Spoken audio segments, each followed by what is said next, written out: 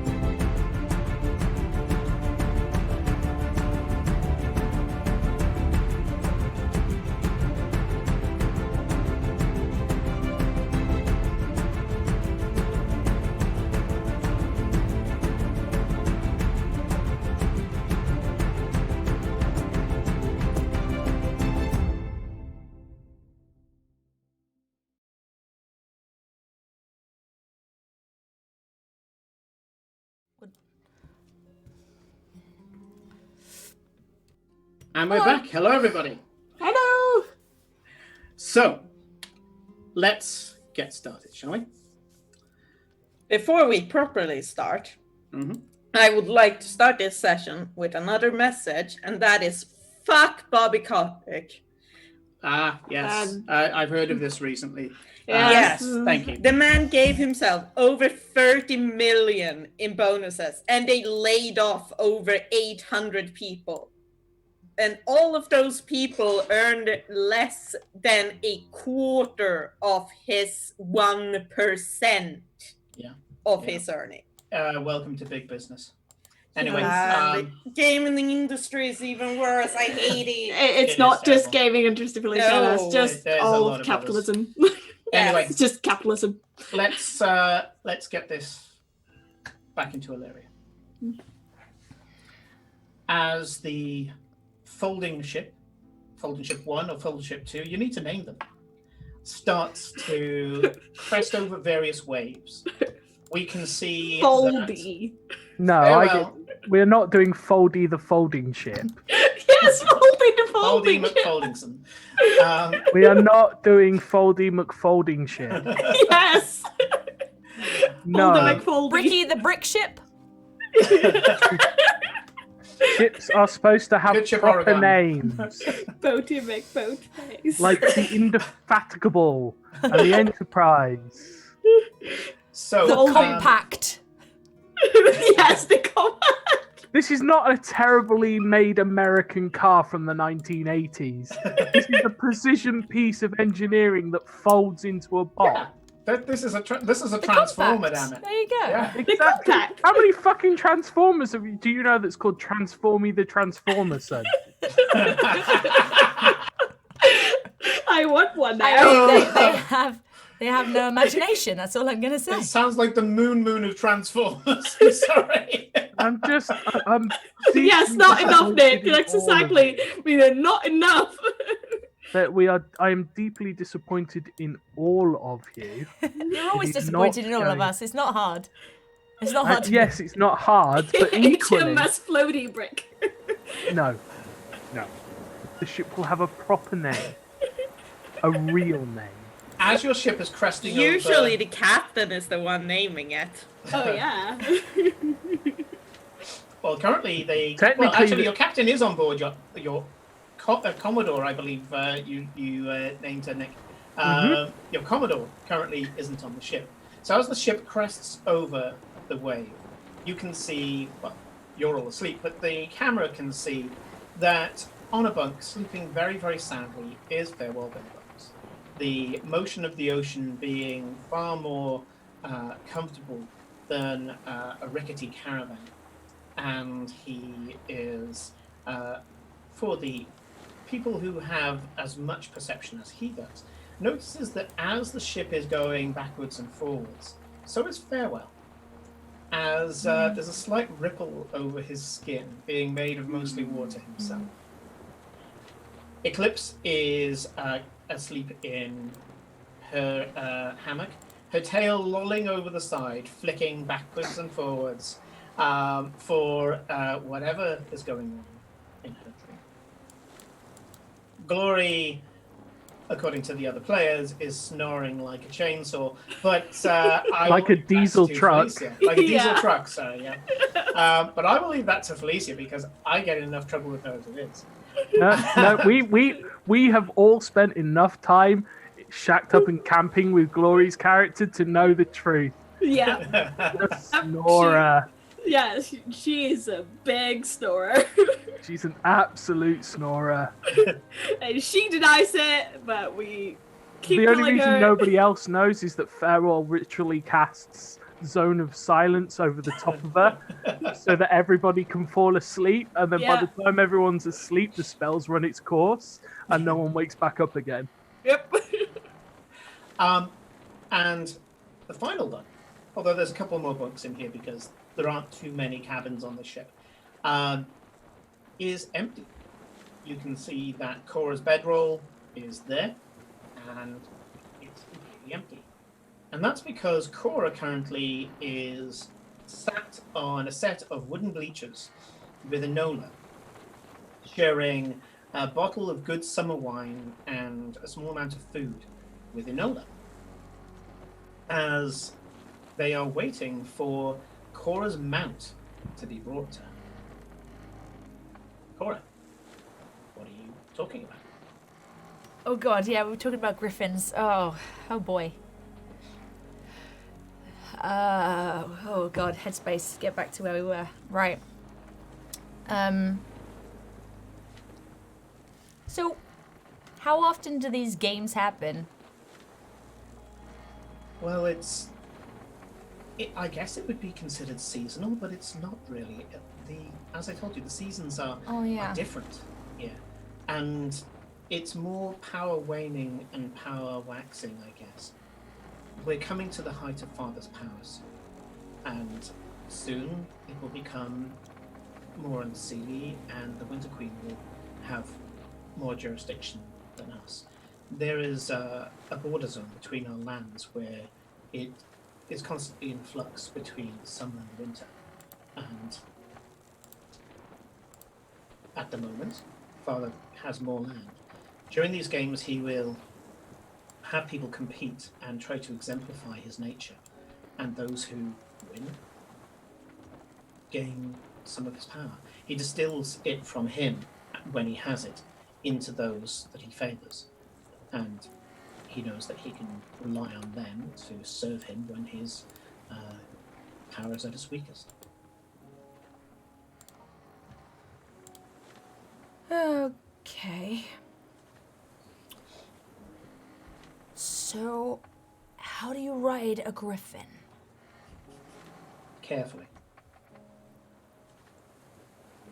Great. It's simple enough. And, well, do you specifically want a griffin?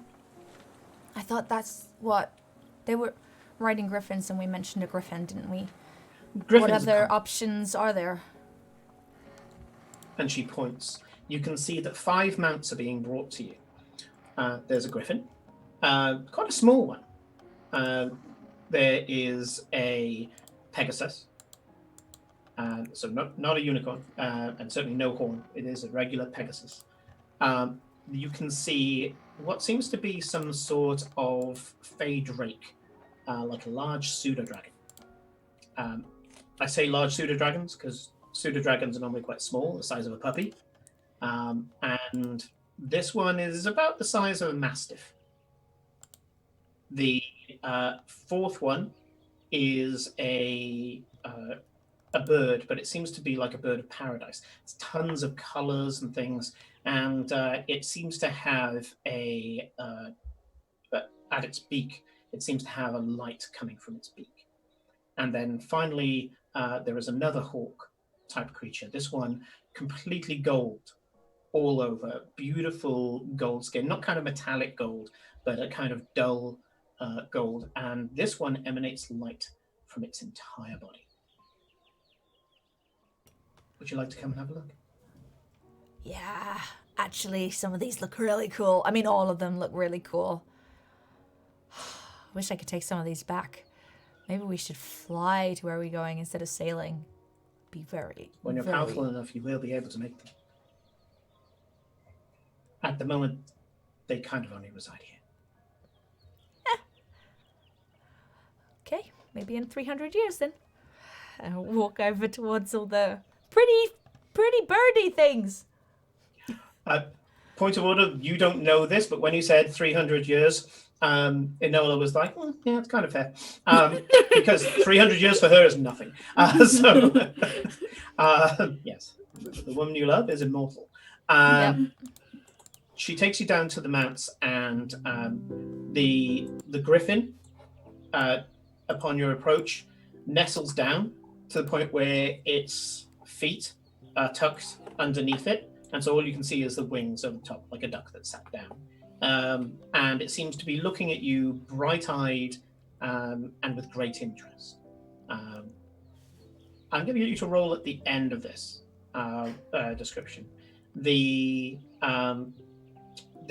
Pegasus, again, is fairly small compared to like Shire horses and stallions and things. It seems to be a shorter version, but it's still quite large for you. You can see that the type of saddle that it's got on, someone has made a point of putting like a little ladder on the side for you to clamber up.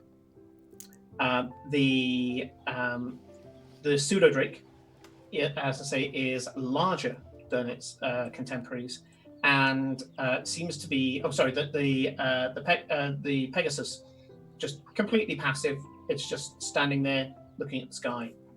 Seems uninterested. The pseudo-dragon, on the other hand, is looking at you almost with a challenging look. It's meeting your gaze, and it looks like it's got a bit of an attitude. The bird of paradise has curled up on the floor, and you can see that it's got quite a long flowing tail. And now that you're closer, you think it might actually fan open, not fully like a peacock, but it might fan open to a certain width. And it seems to be quite dull, but you have a feeling that when it opens, it might not be, especially considering the color of the rest of its plumage. And then finally, the sunhawk. The sunhawk has got its chest puffed out. It's looking around, kind of almost like it's checking for either prey or threat. And its light at the moment seems to be smoldering, but it seems to be ebbing and flowing, getting slightly brighter and slightly more dull. Give me either a nature or an arcana roll.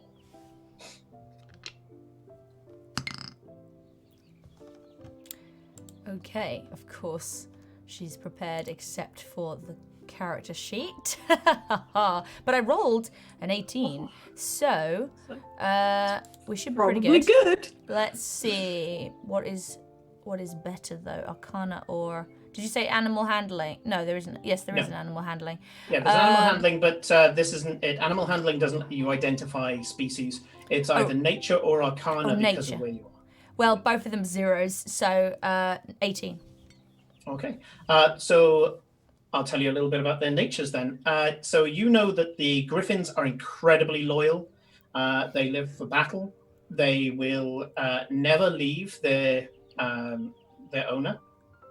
Once they're bonded with an owner, they are immune to fear when it comes to the purposes of fighting alongside their master.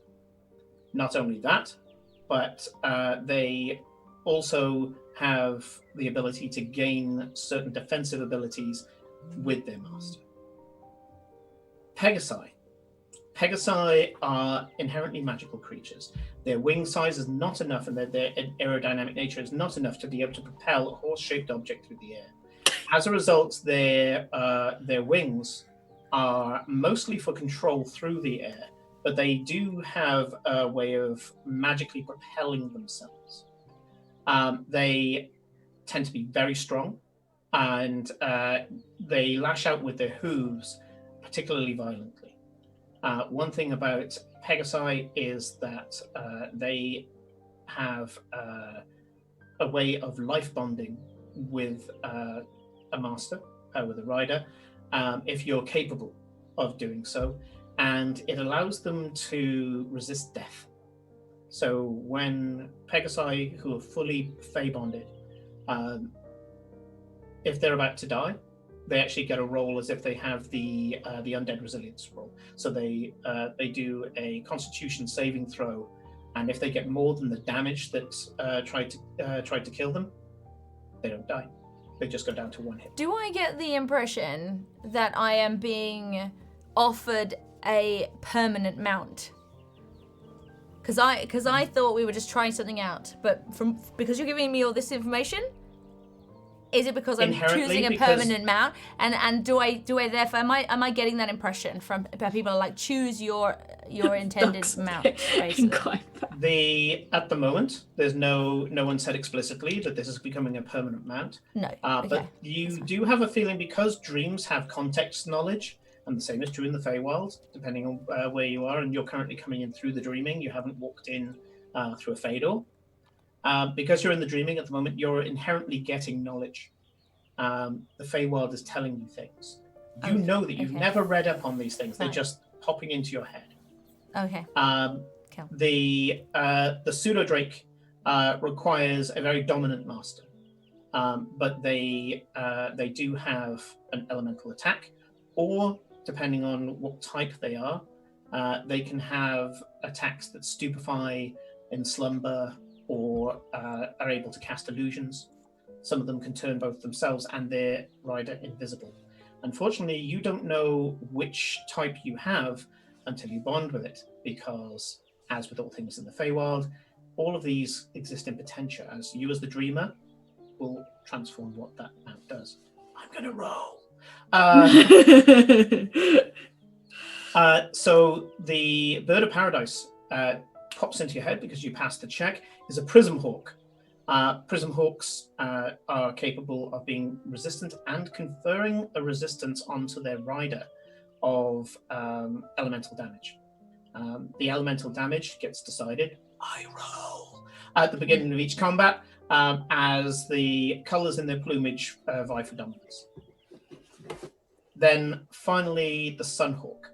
The Sunhawk is the national bird of prey and icon of the Summerlands. Its radiant plumage glows more powerful as it becomes more powerful. It is capable of piercing even magical darkness when it's at the height of its power. And it is capable of burning those that are vulnerable to the sun's effects. So it has a particular antithesis that it can exert on certain creatures. And they tend to be very proud and very boisterous, and requires either a firm hand or a very loving one to gain its loyalty. Its loyalty is as passionate as its tempestuous nature. Those are the things that you see before you. And again, you're a dreamer, so it pops into your head. I walked straight up to the Sunhawk. Before you said any of that, I was going to go for the Sunhawk. Because it's glowing and burning. It's like a burning thing. It's just like me. It does it's the rage thing and stuff. So yeah, absolutely. As you walk up to it, it puffs out its chest feathers, ruffles its wings, and a small crackle of heat scorches the grass behind it. It's staring you in the eye. I think this might be the one. I stare it back in the eye. I'm like, okay. Want to go for a ride? I'm going to leave this open to you of what what stat. I have a feeling it's going to be force of will, which is going to be you exerting your charisma.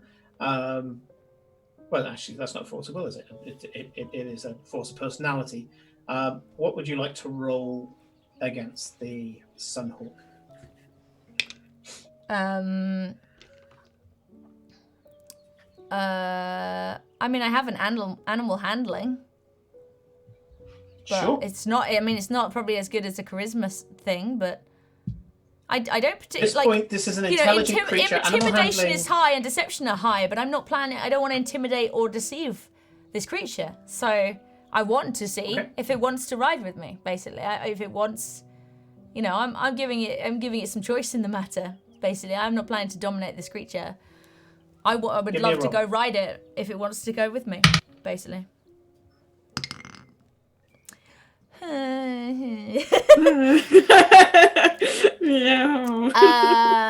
if we're going for animal handling, that's a grand total of a 9. Okay. Spectral hand reaches through and goes, guidance. Enhance ability. If only you get Farewell advantage. was here, that would be great. Now it's at this point that I remind you that Mr. Ehole gave you a finesse point. Yes, you have a reroll. You So have. is that? Reroll Have we inspiration. decided that was a reroll? That was a reroll, right? It has an extra effect, which we discussed, and I didn't follow up on, so bad me. But one of the things you can use it for is viewer inspiration, which gives you a reroll. Okay.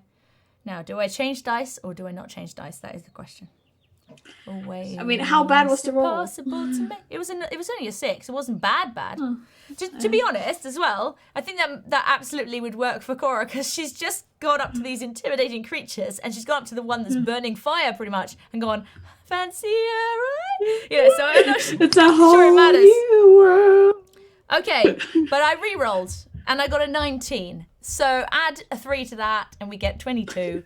So 22. Yeah, Okay. she thinks about it in her head and does it intimidate and does it really fumbly and then thinks about Farewell giving her guidance and is like, come on, you can do this. And remembers who she is as in the summer court and that she's meant to be the sort of soldier of like a knight of the princess and puffs her own feathers up essentially and is like, should we go for a ride? Okay, so with the reroll, Excellent. this is what happens.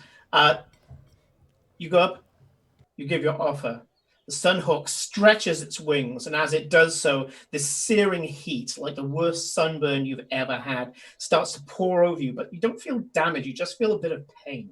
The intensity starts to rain down on you. It spreads out its tail as well, and you notice that the tail in this case is actually tendril feathers. I'm sorry, this is the only reference I have, but Ninetales from Pokemon. As it spreads out in individual feathers, rather than a fan, it launches ahead of you, just giving up this huge shriek, and it steps forward, mantling its wings over you. You flinch and start to feel the heat more intense, but then at that point, there's something inside of you that you draw in. Viewers, and you realize that this is what it is. You asked for it, and it's presenting itself to you. And at that point, you hold fast. And as you do so, the cloak from on your back billows out as the fey garment that you have starts to represent you. You said you were rustling your feathers. It responded because my shift shrouds respond to the thoughts of the wearer. And as you do so, you can see that your own armor is glowing back, and you're just looking at it in the eye. The Sunhawk looks at you, brings its head down sharply as if it's about to attack you, and brings its head down parallel to the ground, tucks its wings behind it, and settles down to the floor. This huge, bright glow that was hurting your eyes dulls down to a simple glowing gold, and it presents itself as a mount before you. Can't hear you. Kate, you're muted. Sorry, does it actually have a sort of saddle on it? How am I meant to ride this thing? Yeah, it has a saddle. Yeah. Okay. It's a tiny little thing, but so are you. I turn around to Enola and give her a kind of look, and then I walk up and I desperately try and not fumble my way onto this creature without falling off and stuff, just like as if I've done this every day. Enola gestures for the other mounts to be taken away, but just as her hand is moving through the air, there's another huge cry from your mount. The wings slam out to the side, and this Sunhawk just darts up into the air. You're going up pretty much vertical. Give me an acrobatics check. Okay. You have okay decks, right? I'm not rolling great today, though. Acrobatics. Oh, well, it's a grand total of 7. Oh dear. Oh dear. Cora fell off. As the hawk goes up near vertically up towards the burning sun, the lurching of the sudden movement means that you don't grab the saddle in time. The top half of your body falls backwards, and then at that point you realize that the saddle is enchanted, but the enchantment only helps so far. You are held by your feet and your butt to the saddle, and as you go upwards, instead of looking cool, you're flailing around as you are falling back, as your body is backwards all the way. Tail feathers are slapping you in the face as the bird just climbs and climbs and climbs. You can feel heat emanating from the tail, propelling the bird even faster in the air. And for what feels like hours, it climbs and climbs as you're there. Muscles trying to do crunches. Get yourself to hold on to this saddle, and then as you're just about to get hold of the saddle, the fucking bird levels out, and you go and effectively almost hit your face against the saddle. Well, I'm grateful the fact that we're so high up that maybe nobody saw that. I mean, they probably saw me leave, but maybe they didn't see me then faceplant on it.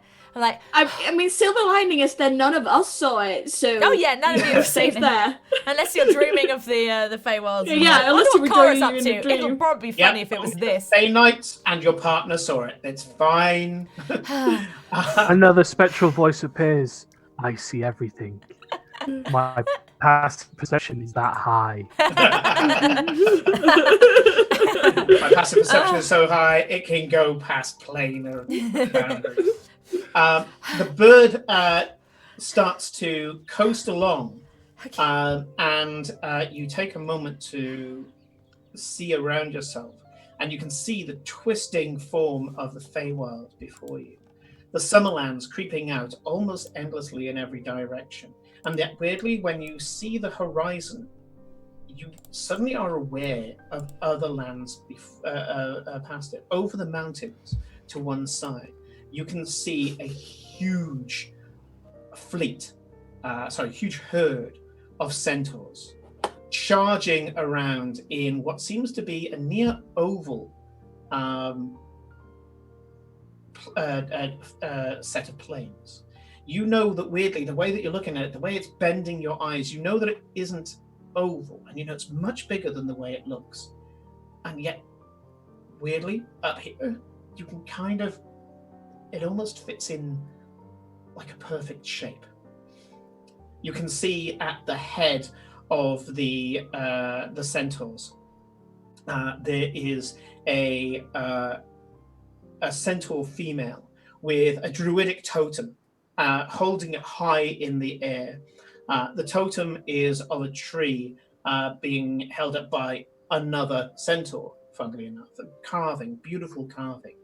Next to her is a dark, shaggy, kind of greasy looking centaur, long black tresses of hair coming down, and he's holding another totem that seems to have large fungi coming out of it. You realize that you're looking what seems to be kilometers and kilometers away. The Feywild, for some reason, the more interested you are in it, the more the Feywild brings the information to your eyes in the dreaming. You look to the mountains themselves, and you can see a sneering creature looking out of a cave, a horrible, haggard female form, vestiges of a hood or a cowl brimming over her head. You can see like calluses that almost look stone-like as she sneers at the look at the Sunhawk and puts herself back into the darkness. You look over to another side and you can see huge golden towers of the High Alps. And you can see the beautiful lords and ladies are looking around. Another elven, predominantly, part of the Feywild. And yet, you manage to find that border between the Summerlands and the realm of the Winter Queen. This is very much a jagged line, and you can see that it's moving ever so slowly. You can see that pale, almost lifeless, fey-like forms are looking at the border between the two worlds. One of them steps forward, reaches up to some of the snow that falls, and as they pick it up, it melts, and they just flick the water off their hand at a nearby rock in the summer side of the border, and it sizzles on the rock. At that point, the Sunhawk decides it's time to point the other way and goes diving further and further down. You're ready for it this time. Give me, this time, an athletics check. Because in this case, it's not the quickness to grab hold of the saddle. It's the sheer turning force for you to grab hold. You know it's happening. So give me an I don't think I know. With advantage. I don't. With advantage. With advantage. Well, that's probably good because that was a 3. Mm-hmm. Natural 20. Natural 20. This time, you're just about to lose grip, and you just, out of sheer force of will, slam your hands around the pommel of the saddle. It's got like a knob on the front, there's a pommel. And you grip hold of it tight as the Sunhawk starts its descent. As it's starting to plummet towards the floor, it's almost like a spacecraft in re-entry, and you can see that there's heat starting to crackle along the feathers of the Sunhawk and over your skin as well. It doesn't seem to be burning you at this point. That ground is coming up very, very fast. I would like you to make a wisdom saving throw versus the frightened effect. I am a halfling. I cannot be frightened. No, that's not true. I have advantage against being frightened. Let's try. You have advantage, okay. It's like, okay. The faces of Kate tell us so much. I know. I've really it's interesting the whole rolling real dice against online dice because the audience can't see what's happening. But I rolled a 16 as my advantage. So yeah, is it a saving throw? Did you say? It's a saving throw. Wisdom. Oh, so 16 plus 7. So maths. Yeah. So lots. The 23. Sudden grip of fear turns into this is awesome, and you're actually able to enjoy the plummet. Yep. Heat crackles over your arms, your armor, your hair sets alight. Some of it actually. How long is your hair at the moment? I think it's kind of sort of like it's gotten longer, so it's kind of probably almost shouldery kind of thing. It used to be a lot shorter, and it's been part of your out. hair whips around, and you realise your hair has turned the same colour of gold as the plumage of the Sunhawk. And as you get to within meters of the ground, the Sunhawk manages to pull up. And is now going perpendicular with the ground. It's now, not perpendicular, sorry, parallel with the ground. Picking up the speed from its descent, it starts to whip in and out of the trees. You can see that there's creatures jumping out the way. A boggart, you don't know what the difference between a boggart and a goblin is, but this boggart leaps out the way as you careen through.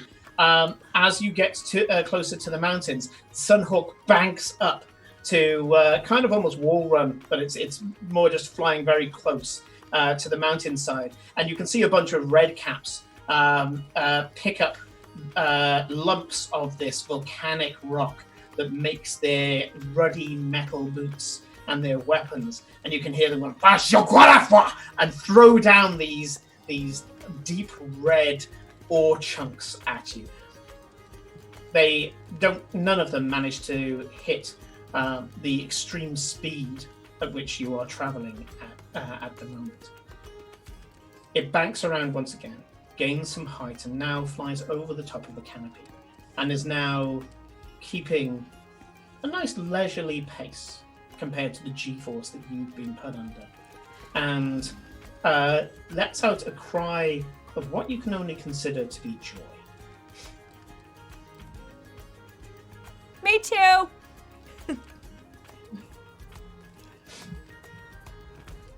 It brings itself. Let's fly by Enola. Fly by. I don't know if it can understand me, but I'm trying. Animal handling check, please. Oh, I don't know whether I Good trust luck. this dice anymore. Ordinarily, an animal handling check wouldn't be allowed to do this, but you're in the dreaming. Okay. 15. Absolutely. The hawk gives a cry of, again, joy, which you think is also a scent, and it banks directly to Enola. And how close do you want to get with this? I want it to like her hair. You know, I want it to go pretty Sure. close. I want Okay. to show. I'm you want showing a jet off. streamer. Yeah. I like. Sure. She saw me leave into the air, flailing like a crazy person. I want to show her that. No, I got this. That was just. I got this. You know, like totally. With I a totally got this. stream of with a stream of golden flame behind it, a very thin golden flame, barely visible, like a ghostly golden flame behind it. You and the Sunhawk shoot straight past Enola. Her dress, her hair, just suddenly whipping with the jet stream of the hawk. And as it banks around again, there's a cry of triumph, unrestrained triumph from the Sunhawk. Then you hear. Can I try something? Mm-hmm. Can I burst into flames, but deliberately not do harm? Try it. Gosh, if I burn this creature, I dare I'll you. fucking die. No, oh no, I've just got it spellcasting off. roll. Oh god, why did I say this? Oh. Spell attack roll, Kate. Okay. I rolled a 19. Spell attack? Wait a minute. What is it? Yeah, so that's plus 11 Plus or 12 11? for you? Plus 11. Yeah. Yeah. So what is that? 30. You 30. You erupt into flame, and so does the Sunhawk. Oh yeah, I mean, like, I'm enhancing it essentially because it already's kind of burning, right? So we just like burn even more. Is the idea? The radiant fire that it has is now joined by the intense regular fire that you have as well. And at this point, I mean, thankfully, the attunement means that it doesn't have any effects. It doesn't suffer from any of those kind of effects anyway. But you discover that through roleplay, which is great. It was something that I didn't have to write. It was just like, it has immunity from fire from allies. You could fireball this thing amongst a bunch of things, and it would just be sat there cawing with laughter as everything around it burned. It's a Sunhawk. It's the Summer King's. It's a creature that directly shows obedience to the Summer King, no one else. Yeah. Okay. I mean, Cora kind of figured that sort of thing, which is why. Why she thought it would be cool to do. So. From the air next to your ear, you hear, "Well done, Sirrah, well done. Now let's see how well you are able to fight upon its back." And you can see that again because of the dreaming, you suddenly turn your head and there is there's a knight on a griffin. He seems to be elven, kind of elven fey. That's on the back. He's in beautiful red gold armor that you've come to know as part of the Kingsguard. And he's flying towards you and he says, "Name your weapon. Will it be..." And a spear appears in his hand. Will it be martial? And fire appears in his hand. Or will it be magical? My hands burst into flame. Well, I'm already. Am I still on fire? You're made of fire. I'm just fire right now. I fire into the air as a sort of like reply. He throws the lance to one side. Because I don't think I'm good at martial. Right. So I just think it would be cool. Yeah, and he goes, "Very well. Go to the opposite side of the pitch and then have at it." You can see that the pitch below has two markers, and he's flying towards one of them. They're two markers with with a red pennant coming down from the side. And again, dreaming, you know that you have to go there. Okay, I'm gonna try and steer the bird that way. Sure. Give me an animal handling check. Oh, okay, that is a 15. 15, sure. You're able to direct the hawk. You have a feeling that the hawk would have got there anyway, but you managed to direct it with enough information as to say, we're going round this thing and then we're coming back and we're going at that guy. So the hawk is ready. You would have got there either way because the hawk is trying to attune to you right now. And but what would have happened is the hawk, once it got there, would have gone, "What are we doing next?" Whereas the other guy would have already made like a U-turn and came at you. So you actually get down there and you coast around in an almost perfect arc and start flying directly at the Fey Knight. You can see that he is holding his hands in a kind of prepared spell motion coming at you. So first of all, we're both going to roll an animal handling check to see who gains the advantage.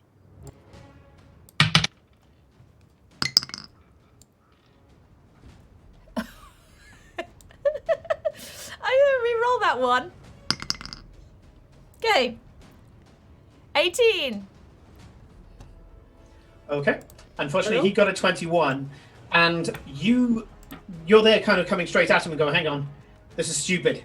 He's going to do something. We need to do something. What are we going to do? What are we going to do?" And so you just decide to go into a bit of a spiral, which would have absolutely worked. The speed at which you turn, the blaze that you fire out to distract him, making it look like you've already loosed your spell, and you end up corkscrewing up and around. But unfortunately, this guy has been doing this for quite some time. He leaps off his griffin, does a somersault in the air, and as he does so, he keeps this kind of readied spell, and he goes, looses it, and you can see that 3 spiraling beams of fire are coming straight at you.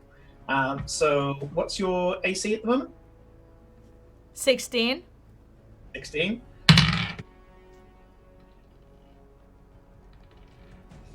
Okay, you get lucky.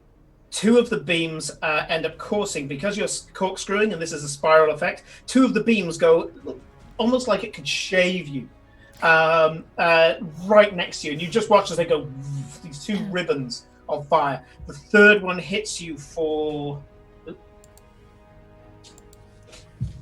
Oria's having a full-blown duel, and we're like, snoring. Snoring. Farewell. Can we be charged for murder on international waters? You take 11 points of fire damage as the thing hits you, and the Sunhawk just kind of bathes in the fire and cries out, seemingly unaffected by the flame. Oh. It is your part in the initiative. There's no real initiative in a joust. So you can loose your what I'm assuming is Eldritch Blast at him, or something else. You can also fire Firebolt as a yeah, exactly. I've got the Firebolt from the ring, and I will use it because we're fighting fire with fire right now. See what I did there? Sure. See what I did there? Yeah. Let's do it. Right. What do I do? I've forgotten.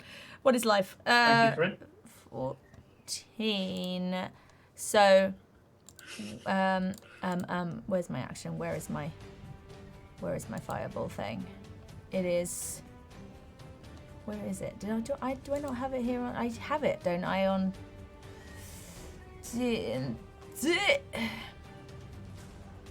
Well, it's 14 plus the spell attack, right? 11.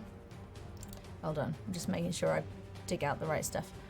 Come here.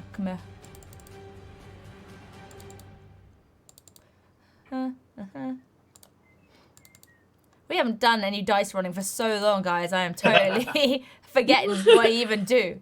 Right, we have... There we go. Let's open this up. This has all my information in for when I don't know what I'm doing. Okay, and this is that. Okay, burning brand, smoldering edge. There we go. Okay, Firebolt. Yeah, it's just. Does it? I mean, like, so he needs to do. What is his AC? Because mine's. I rolled a 14 plus 11. 25. His effective AC, because he gained the advantage, is 20. 25 to hit. Okay. You hit him with a firebolt, and bear in mind, he leapt off his griffin. The griffin went down. He kind of did a somersault, fired this spiral at you, burning ray, or scorching ray. And as he's coming down, you can see that the griffin is mantling and kind of hovering there, bringing its neck down, ready to receive its rider again. And as it comes down, you just slam this firebolt directly mid-chest. And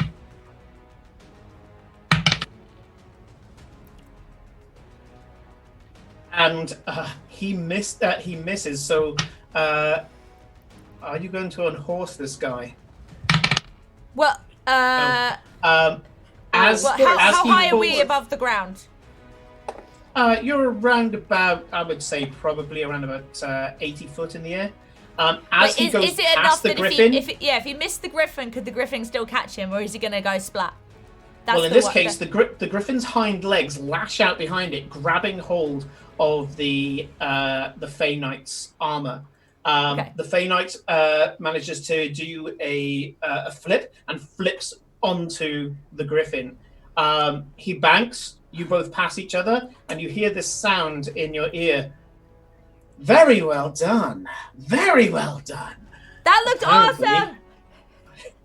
Why, thank you. Thank you very much. Now, if you don't mind, I'm not going to go easy on you on the next Did pass. he, out of interest, it's 2d10 fire damage for that. Am I meant to roll that? Roll that. Yep, it's necessary. Okay. That is 17 points of damage. Sure. Okay. So he passes, and he goes to the opposite post and back round again. It's always 3 runs, and you can see that your Heartsguard symbol has appeared on the side of the field, and you can see that there's a Kingsguard shield as well that has been bordered in purple. And both of there's a rack in front of them, and a single flag has been put down on each of them. And he goes, not going to go so easy this time. This time I'll be trying to unseat you. I recommend you do the same. Okay, that's the plan. You both go to the edge, turn, and you come back at each other. So now that we're doing the joust rules properly, you will be, if you get hit, you have to resist the damage in your choice of a strength or dex saving throw, or you'll be unhorsed. Okay. It's going to be Dex. Just telling you already. She is not Sure. strong. Okay, go for it. Let's do this. So Okay. he comes at you. The same thing's happening. You can see that he's leaning forward in the saddle, talking to his griffin. The griffin suddenly goes and veers off to the side, kind of strafing to the side and coming back in, almost like slingshotting in. What are you going to ask your Sunhawk to do? And then roll animal handling. So he's trying to sling. Wait a minute. He's what? He's slingshotting. He's instead of coming straight at you, he's still remaining on the field, but he's kind of veered out, and then he's kind of coming back in. So he's coming in tilted and from the side. Well, I'm wanting the Sunhawk to wait until he gets to me and then just dip under. Dip under? Okay. I think Roll me so. an animal handling check. Wait a minute, dip under or dip? Actually, no. If I can, dip up and like. Yeah. knock So him just off. yeah, sure. Let's do it. So actually, like, we're gonna go over him so that he end up. Yeah. So his mount goes underneath and we knock him off. Essentially, is that? Sure. That's my thinking. Right. So when okay. 17. What was that rolling? Sorry. Animal handling. Oh, an animal handling. Okay, so that's maths. Non-natural 20. Okay. He comes in and expects you to go low, but it's that whole thing of dipping and then going above. And as he sees you go above, he kind of throws a spell up at you. But you currently have the advantage. Your AC is now 2 points higher, so you get +2 AC with regards 18. to defense, which is what he had before. His AC is now at his regular 18. You can see that he's got a kind of knightly half plate, not quite duelist's plate, but it's half plate. It allows him to move, and he seems to be throwing a similar scorching ray at you. What are you doing? I am wanting to as he comes underneath, I want to Eldritch Blast. I want to force him and hit him in the chest and off the back of his mount. Absolutely. So do that, and you have initiative because of the animal handling check. Animal handling is the initiative in this case. It's one of the things of having of getting the advantage with the flight. Okay. That would be a 5. A 5. It hits his armor, and next bolt, please. Did you say that I was rolling an animal handling just then? Yeah, that's why it was a 5. You just said... this is the attack. Oh, okay. So that won't be a 5. Yeah. That will be a 13. A 13. Unfortunately, hits his armor, glances off the first force bolt. Fire your next one, please. That's a natural 20. Oh dear. Roll for damage, please. Oh, both are 10s. 20 points of damage. Oh my god, this is going to be bad. So this is going to be bad. As he goes under, I fire one and I miss, and then he comes out the other side and I fire again and hit him right in the chest. So the first one hits his armor, glances off. As he passes underneath you, he's starting to throw that ray. You can see the same spiral, and you have a feeling he's using the same tactic that you do because he's doing 3 different rays. You would have to have made 3 different checks as it buffeted you, but you end up getting in with the Eldritch Blast first. The first one just buffets him. The second one slams him in the back as he's casting the spell. And as you do so, it hits him in such a way that actually propels him out of the seat. And the Griffin doesn't have enough time to react because he goes over the front of the Griffin's face. So effectively, the Griffin's like, what the hell's going on? As it gets blinded, and he falls ass over tit over the head of the Griffin. The Griffin flails about trying to find him, and he starts plummeting to the floor. Is this the rolls? This seems bad. And I swing the Griffin round is as if I'm blanking gonna by get... getting. Yeah, I'm gonna kind of do a similar, like head Sure. down as if, because I'm like like we're in the Feywards, and they can't have games like this if it's going to be like insta death if he hits the ground. So I'm thinking that there's probably not, but there's Cora in here as well, just going in normal life this would be bad. So I'm swooping back down as if I could potentially catch him as well, Both Griffin or at least and check Sunhawk are going their full speed, a dash down to try and pick up this Fey Knight. Yes. The Fey Knight in midair flips over until he's falling prone, kind of parallel with the ground. He looks up at you, and you can see this golden hair, these bright terracotta eyes, and he goes, "Well done, Sarah. Well done," and he disappears. And you see a sudden burst of heat shimmer as he phase steps, misty steps, but phase steps to the floor. The griffin banks over him and flies past him on one side, and presumably, I absolutely pull up if we're sort of heading towards the ground, and pull up, and then and I'm gonna try and do a bit of a circle around and then land next to him on the ground.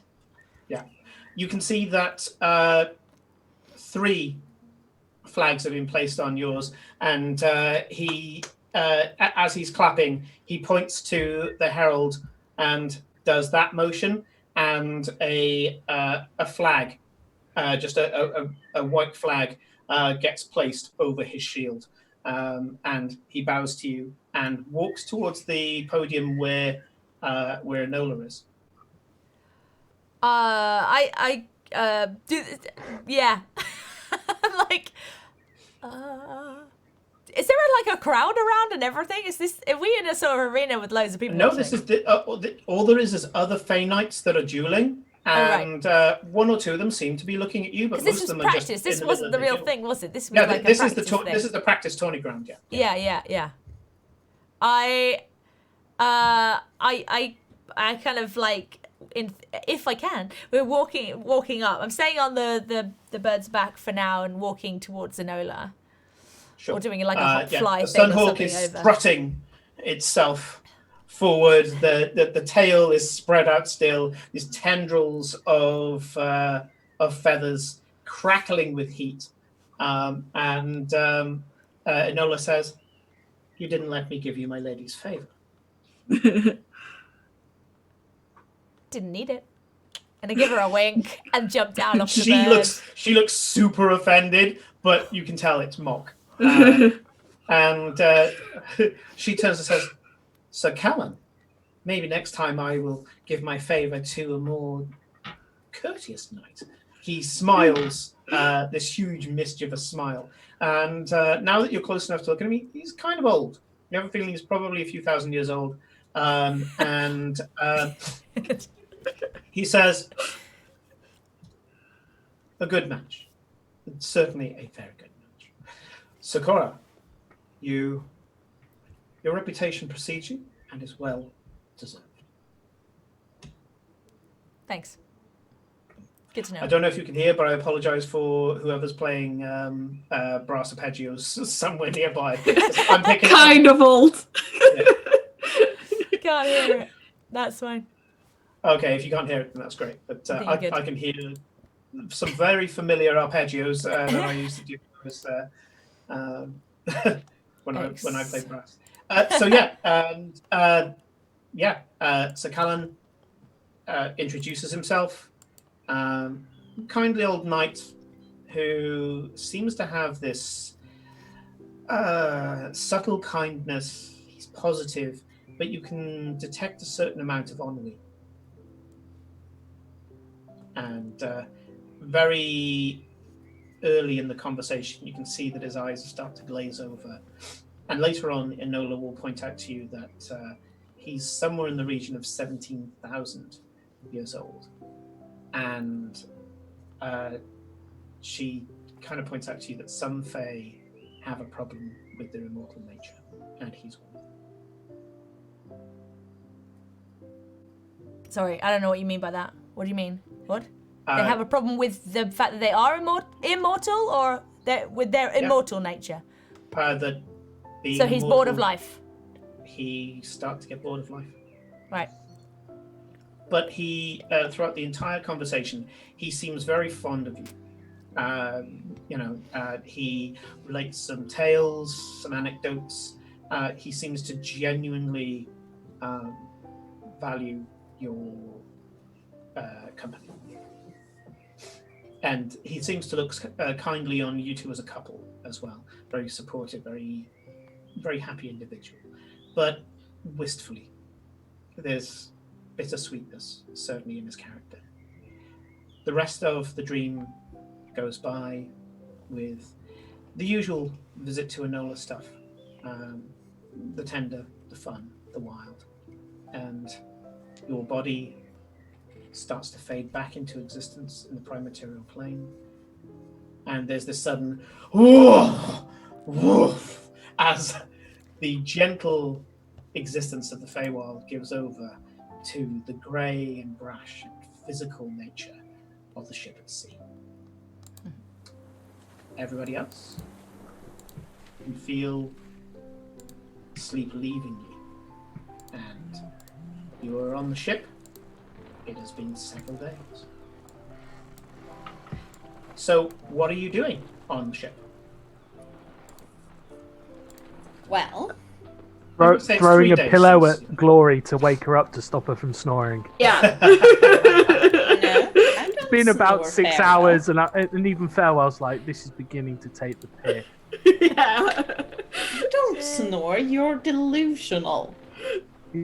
Glory, you're always asleep. You're the first one out of all of us to fall asleep. Yes, you fall asleep within seconds, and it's so annoying because you snore, and I can't fall asleep. Farewell, honestly, I don't know what I would do without you. I don't snore. All I will say, as I've said many evenings, is I'm surprised something quite so short can produce that volume of sound. I mean, that I am pretty sure there are eldritch gods out there that are also going, keep it down.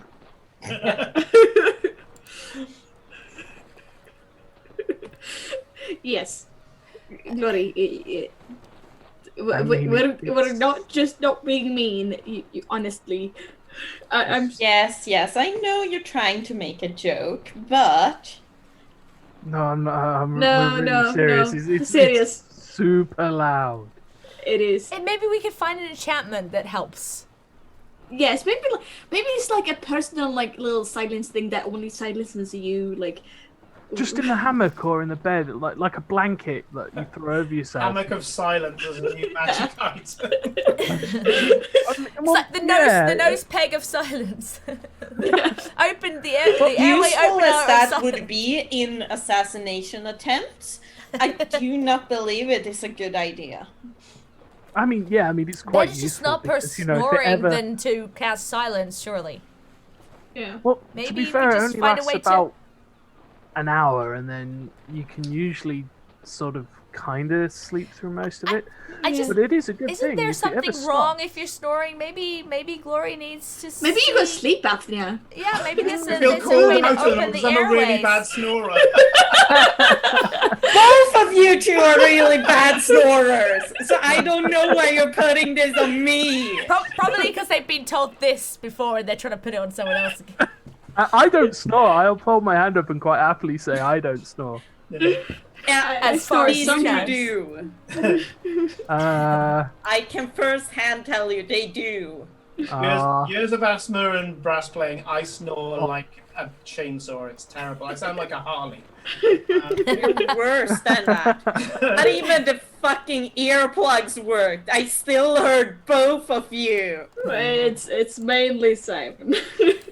Farewell, in all seriousness, Farewell will be taking the opportunity to get as much swimming in between navigational duties as he can.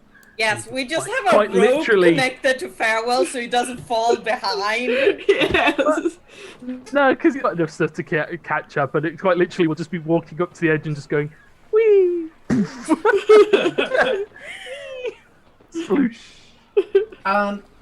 When you jump into the water, Farewell, you do see on more than one occasion that Yana does coast her tiger shark close to you, and kind of with a "Do you want to?"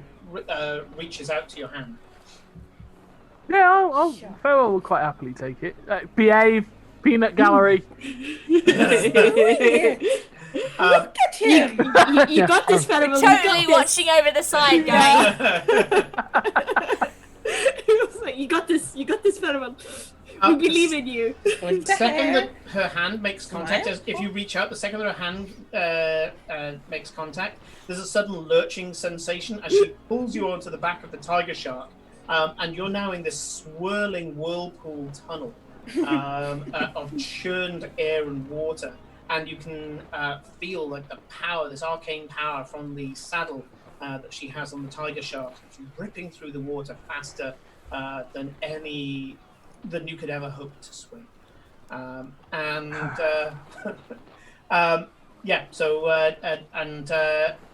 She's very businesslike about it, though. She goes, "Where to?" And she has a feeling that you dove into the water for a reason. Oh. When really you just No, I just fancy this night a whole lot, mainly because. And I just point up at the people in the boat and go, you know I can see if I'm doing this. They can't even hear me. You're doing great, Farewell. Rushing of water around you all. I mean, you can use the badge, but Farewell does. Badge. Yeah. You know how he feels about that. Is this when I tell you that Gloria has picked up the message cantrip? She will be giving hints like, okay, this is how you flirt. Listen there. You do this, and then you say something along this line, and then you compliment her smile, and if she doesn't smile, you compliment something other that isn't her hair or her clothes, because that is usually very superficial, but maybe the eyes. This is going to sound very strange when I say this out loud, and I have to say this out loud, but sometimes some of the voices that go into my head are so annoying. And I have a lot of voices that go in my head. A lot. There are an awful lot of people that are like just in the back of my head. And this scarred Triton says, "It sounds terrible. Personally, I prefer the silence of the sea." And she kind of banks through as well. And you can see she's going down to what seems to be a coral reef. And she starts weaving in and out of this coral. It is a lot of fun, but you can see, because you've got crazy insight, that she's checking ambush points. She's back and forth, back and forth, back and forth. One hand is on the pommel of her saddle, the other is on the knife that's at her hand, and you have a feeling that she would be, if she saw anything that was lying in wait, that she'd be diving straight for it. After you have finished with a bit of a ride, she will bank back to the ship and let you swim normally, and you can leap off out of the slipstream, which is what they call it. It's the slipstream spell, and into the water once more. And as you're swimming, you feel like you're very slow and sluggish in comparison. You said you were doing. You hear this voice in your head. For a different reason, because they have the message cantrip, because they have to be able to communicate underwater. And Yana says, "Anytime," and carries on, very businesslike. And so you also said that you do your turn of navigation. Yep. Yeah. Okay. Okay. I was the one that plotted the course that we're on. Ha ha ha ha ha. Okay. Well, maps is survival. Survival is wisdom. Give me a wisdom check with proficiency, because you are proficient in navigator's tools, aren't you? Yeah.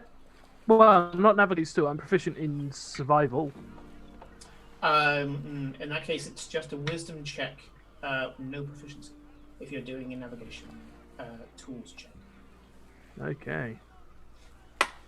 Survival, reckoning, and navigation tools, very slightly different outcomes. Ah, right, fair enough. That is a dirty 20. Dirty 20. And your survival on top of that would turn it into a 23. So yeah, you know where you are and you've plotted it. So survival tells you where you are, gets your bearings and all that lot. The navigator's tools means that you've managed to... you've managed to... 25 it would be, because my wisdom is 5, my proficiency bonus is 4. Oh, right. Yeah. Okay. So I have a +9 in my survival stat, so it would be 25. In that case, yeah, you know where you are, you know you're on track, and you have managed to meticulously plot out the route so far. You can tell you haven't deviated, and you're being very aware with the weather and all the rest of it that you don't have any challenges at the moment to getting there. Thankfully, it seems to be clear sailing. You have an adept captain, which means that you don't need to do any rolls. If you didn't have her, if you didn't have Sandera, I would have said who's piloting the ship, who's making the decisions with regard to the weather. We got professionals handling that. You have a professional crew. Yep. And you only get one voice of dissent in the entire time that you're there.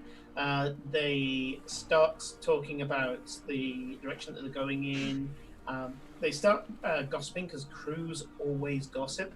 And when they start realizing that they're going into a part that is frequented by sea folk and can be quite dangerous, there is one person who starts to get a bit of jelly belly and starts to get a bit scared and starts to voice his fears amongst the crew, bringing down morale. It's the Goliath that sorts him out. Not violently, but kind of putting a big meaty hand on his shoulder, taking him off to one side and having a long chat with him. When he comes back, he apologizes to the rest of the crew, and the crisis seems to have been averted. He doesn't speak up about his fears. So, what are the rest of you doing on the ship? Fishing. Eclipse will do a lot of fishing. Give me a survival check. Oh dear. Eclipse will single-handedly eat every single fish that anyone manages to catch. Yes. Ah, my fishies. Let's see. Okay. I think I'm coming in strong here with, you said, survival, yeah? Yep. Mm-hmm. Yeah, survival. Yeah, we're coming in strong with an 11. With an 11. Okay. You get a couple of fish. At one point, you narrowly miss flinging your line into one of the silverfins, but you see it at the last minute and manage to grab hold of the line, and it falls short. It's about 10. It's an average. Yeah. That's what I said. Narrowly missed. Yeah. And yeah, if you got below a 10, your line would have been cut by the silverfin as it came close for comfort. And Thana would have just not taken any shit and just gone out and just cut the line to kind of tell you to watch what you're fucking doing. But no, you get some fish. I wouldn't say that you've been able to provide anything more than the rest of the crew. But you didn't get 0 fish. Yes. It's all in mind that immediately when I catch it, I immediately eat it, and then Yeah. We like it wriggling in the flesh. yeah. You just whole as well, and making everybody really uncomfortable. Glory. Yeah, what am I doing? I don't know. Like, I remember us talking something about enchantments and reading while on the way and like scribbling for some stuff. What was it we figured out last time? Oh yeah, Glory's latest idea was the self-repairing windows or walls. Okay. Because God knows Noki might need some of those. Oh yeah. Sure. Give me. You're 3 days in. Give me 3 Arcana checks. Do 3 Arcana? Yes. Mm-hmm. Yeah. This is a long study, so. Of course. That is a total of 18. 18 on the First first one. Second one is a 17. Yep. And third one is that is 18 plus 5, that's 23. 23. So you have managed to get the basic theory. You know all of the intersections, you know all of the various runes and sigils that need to be put into the enchantment. And the only thing that you're kind of agonizing over at the moment is mass production. At the moment, you can't think of a way that wouldn't take too much time and too much residuum. That is your problem at the moment. You wouldn't be able to do it in a timely manner. However, because they're self-repairing windows, they are windows that have a cantrip inside them. The windows themselves, making them would take too long. And at the moment, you're looking at it all and you go, this is inefficient, this is inefficient.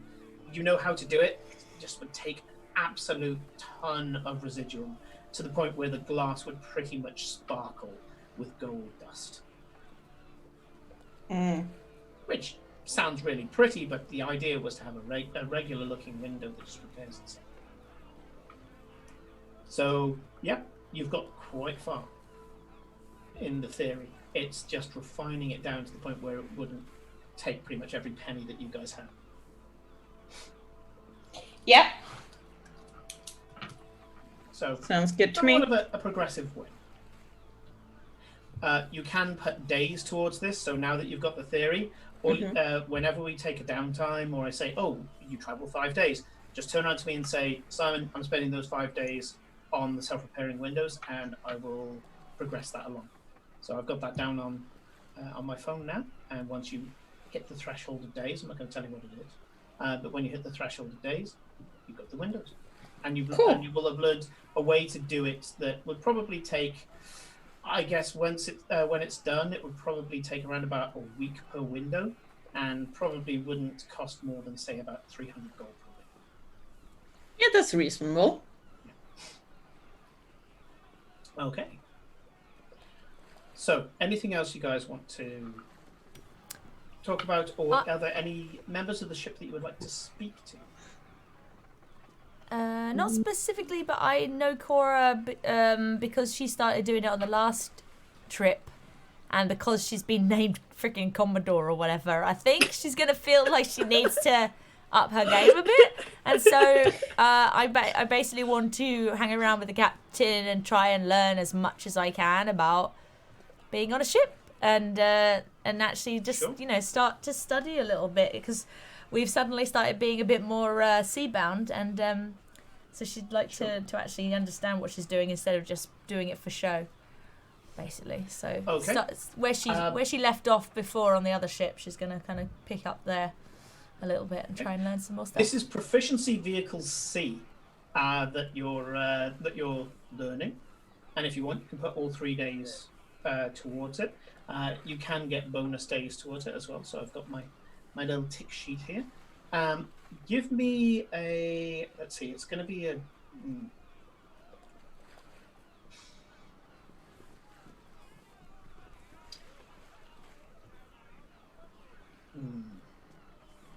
I guess because it's commanding the ship.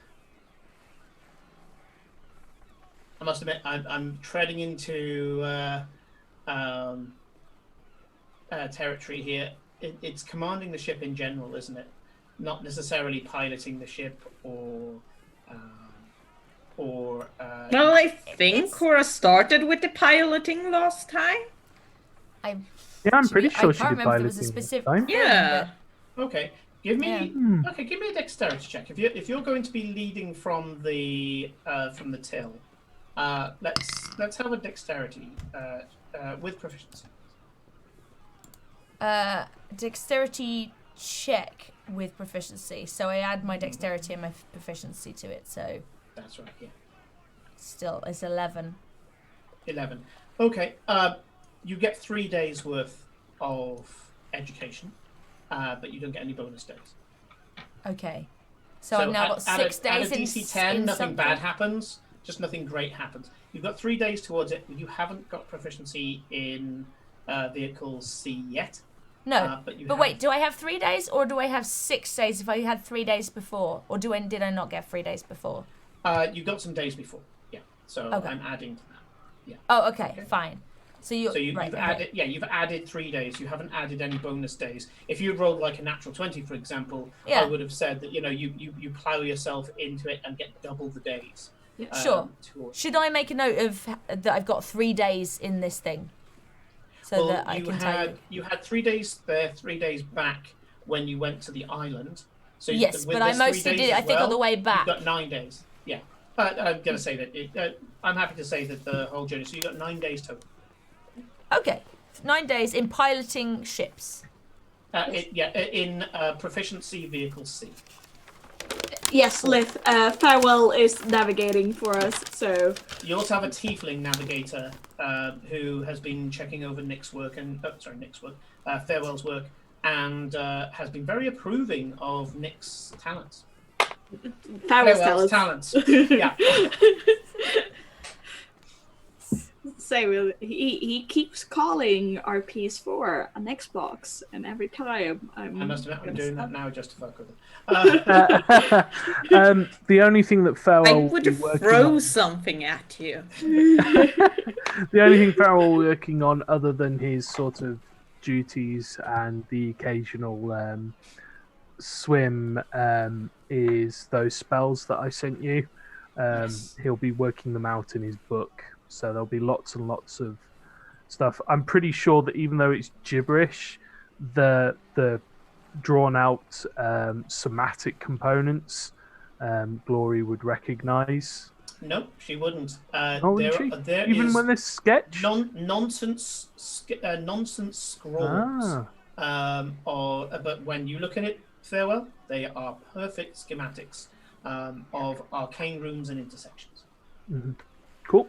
Yep, I just want to get some time in working on those. And it seems to be if I can get 3 or 4 days doing that, that's very good. And, I mean, if you want me to help, you'll have to use a normal pen. But otherwise, go for it. These are more divine spells. It's more Farewell's wheelhouse. Yeah, fair enough. Then she probably knows the mechanics behind them, but she doesn't necessarily do stuff like that, since that is Hope's area of expertise. Thank you very much. In order for you to do this spell research, Farewell, you will have to cast elements of it. So I know what spells you have in mind. There's a new one that I'm working on as well that I'm going to send you later as well. I've been brewing it over for the last week. Just do me a favor and describe it. I know the one here, but I'm not going to take the CGI off you. When you're practicing, what do the others see? So what they'll watch is what have I got that creates? So you watch as Fellows uses 2 spells. So you watch as he creates a pillar of water in the just in front of him that freezes into shape.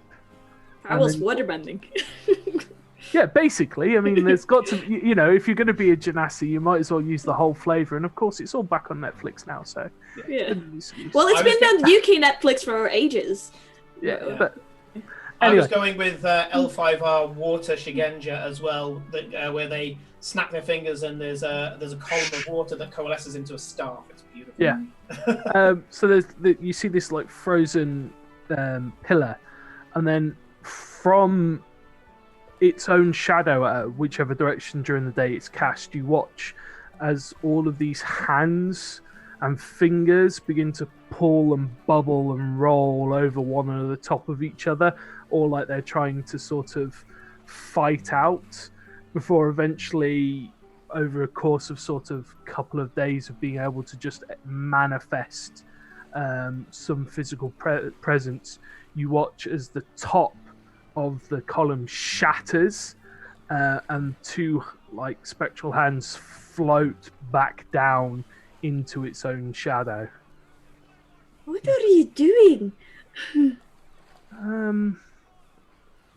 trying to find a healthier way to express my nightmares.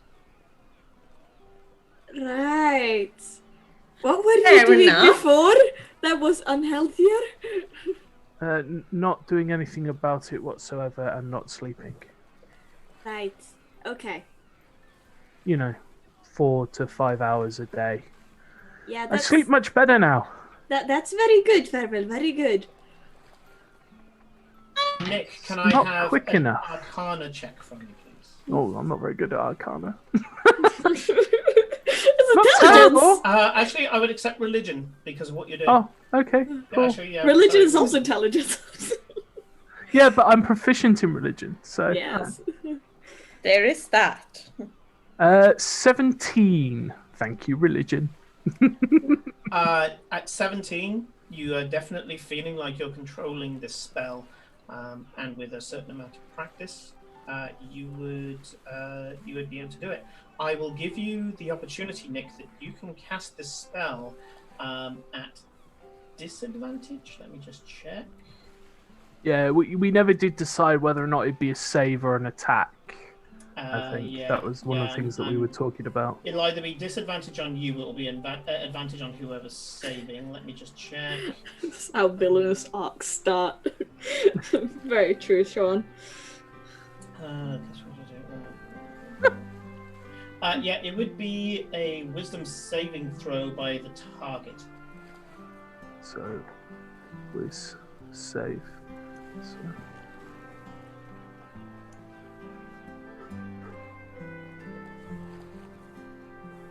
Yeah, I mean, And it's concentration for 1 minute, or until the target being attacked makes his passes. save.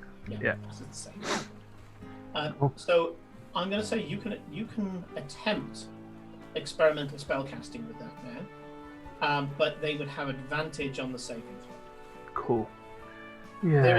There is a thing though, and that is that if it succeeds, so if you manage to land it, and if it succeeds for the full minute, your proficiency will get better. Woohoo! So you can start testing and refining it in the field. I like this more organic feel. So to do it, I. rather than roll more Arcana checks. I Yeah. go out and field test the damn thing. Yeah. Yeah. Cool. Okay. Yeah. And remind me if it passes. Remind me if it passes, and remind me if you manage to sustain it for a whole minute. It's 10 minutes. So, anything else? If not, we will go to break. Sounds good. Yeah, Eclipse is just teasing Farewell mostly. Are we? How long is this Yes. period? 2 weeks. It's a week there and a week back, as far as you're aware. Are you, the thing you're saying, are you doing anything? Is that for the entire week? Oh no, I'm just there saying at the moment in the 3 days. In Something's 3 gonna happen days. Okay, after the first 3 yeah. days. Yeah, I think she's going to be pretty. Yeah, I don't think there's going to be a huge amount, like anything significant happening. Yes, I never got to say Eclipse will be speaking at least to the officers because she was said not to speak with too much with the the skags, not the skags, but the sailors. Don't call them skags. They're not pirates. They will get really offended. Skags. These are professional. Yeah, If the anything- sailors. The These are sailors. Yes. Yeah. The sailors. Yes. Yeah. Yeah, you call them skags, they will get really pissed at you. Pseudonym. You can see the uptime by just looking below the stream. It will say we've been live for an hour and 40 minutes. Yeah. Twitch has a thing now where it says how long people have been live for. Yeah. Right. We are going to take a 10-minute break. We're going to run some ads in the meantime so that people who aren't subscribers don't get ads when they come in. So we will see you in 10 minutes' time.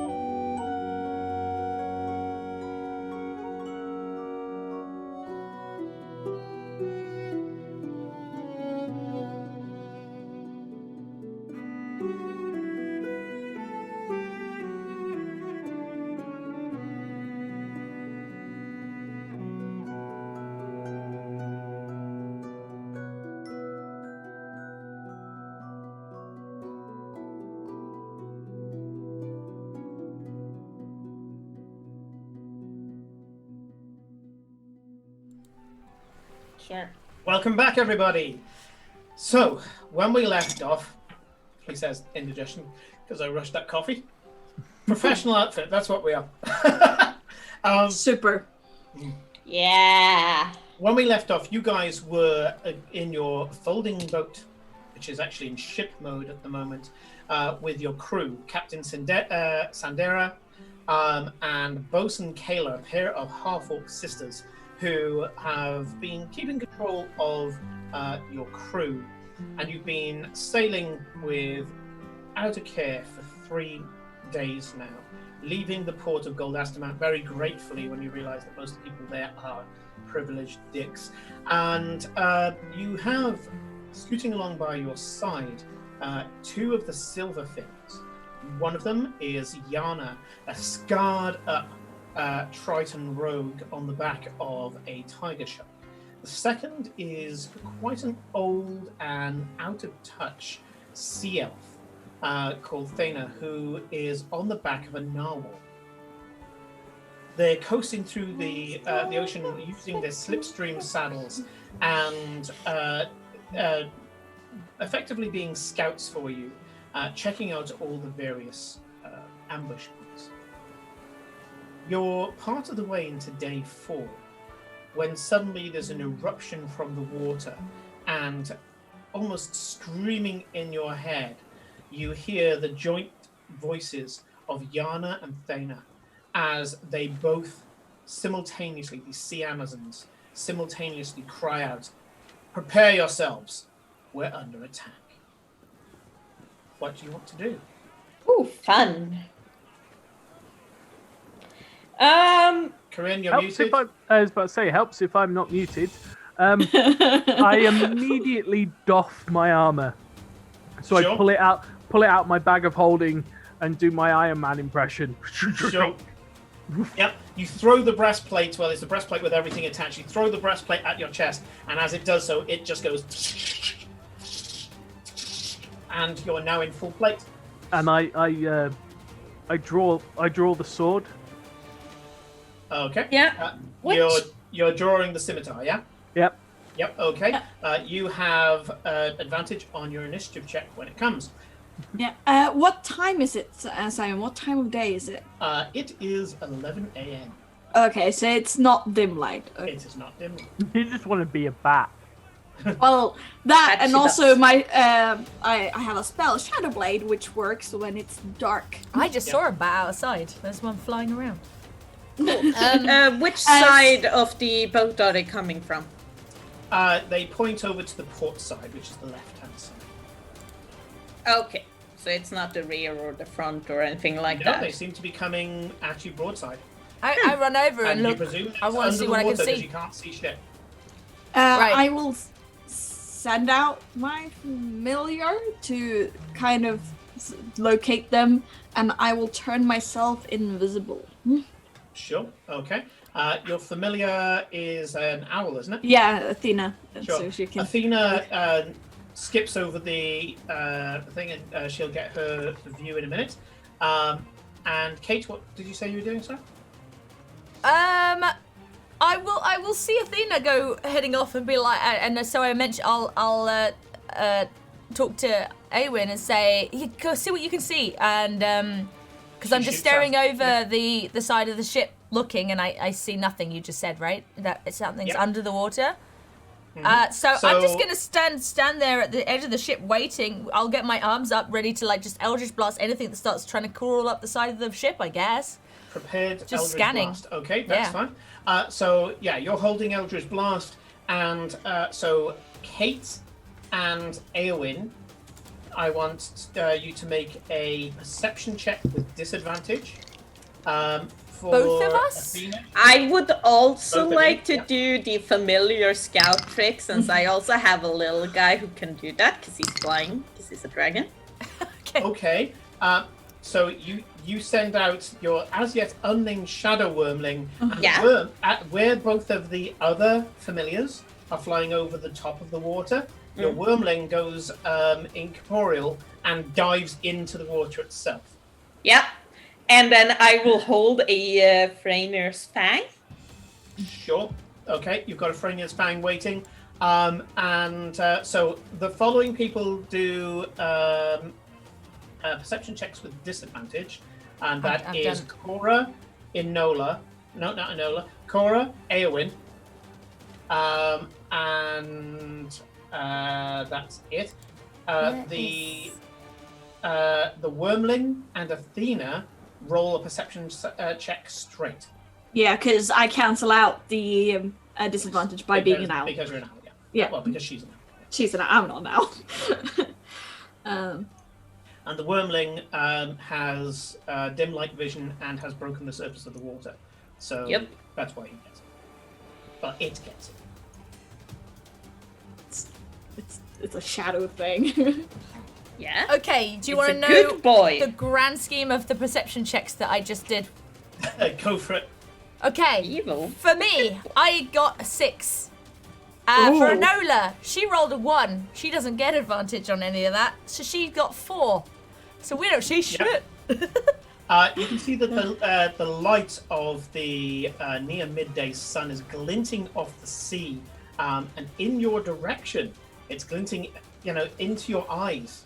And maybe this was on purpose, the direction that they were choosing on purpose, as the surface of the water acts as a rippling pattern of light. Corinne? Yes, Athena got a 15. At a 15, Athena does report back to you that there seem to be, he says, checking his thing, that there is a cluster of smaller shapes that are coming towards you. However, there are 5 large shapes that you need to worry about that seem to be coming at you in formation. Felicia, what did you get? I also got 15. 15, so exactly the same thing. Yeah. Okay. Does he get anything extra since he's underwater instead of above water? He can see. Yeah, actually, that's. At the moment, even though he's got dim light, there is a certain amount of silt in the water, so he sees silhouettes at the moment. Okay, and, that's fair. He confirmed that there are 5 large blobs that are coming in a row, in a perfect row, and there's an assortment of smaller blobs. Can you tell me about how close they are to each other? Are they within 10 feet of each other?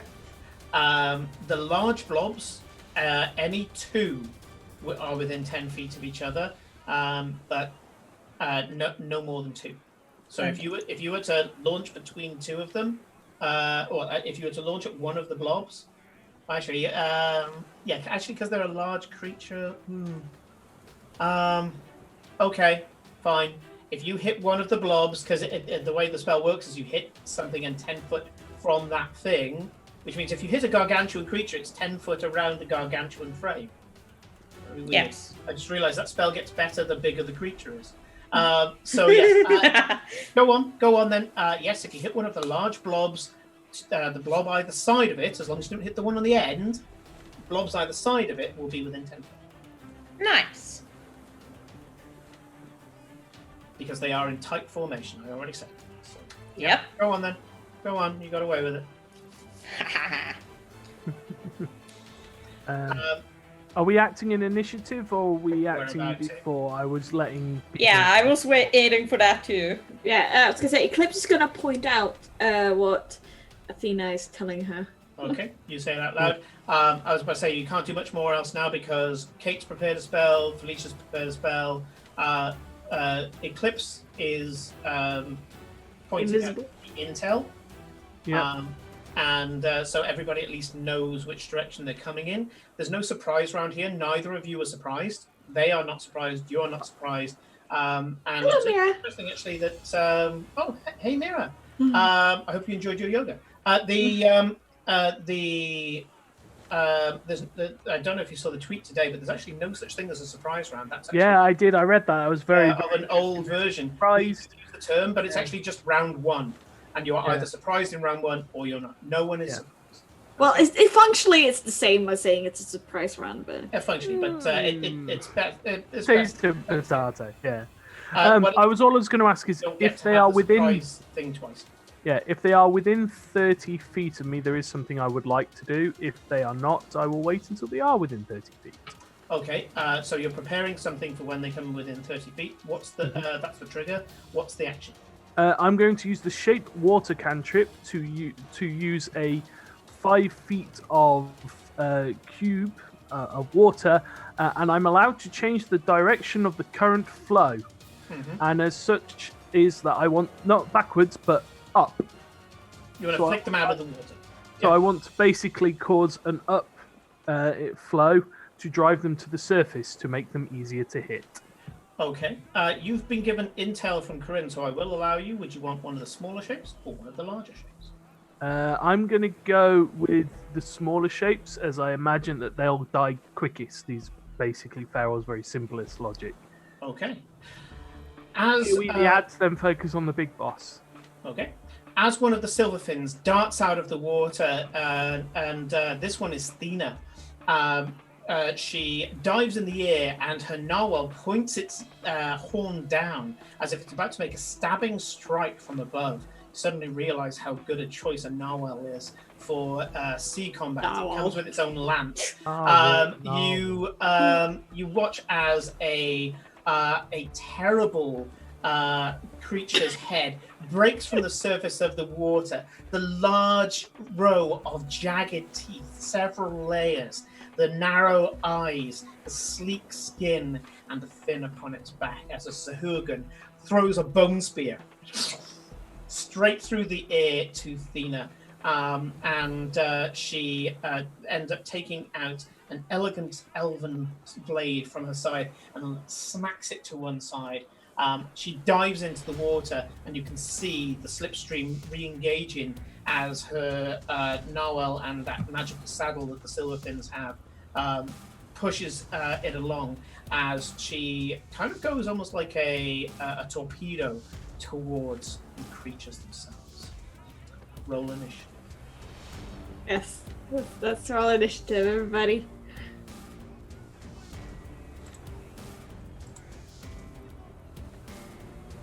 And top of the list is Nick.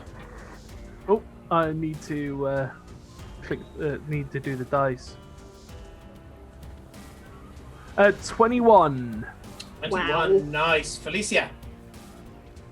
11. 11. Kate.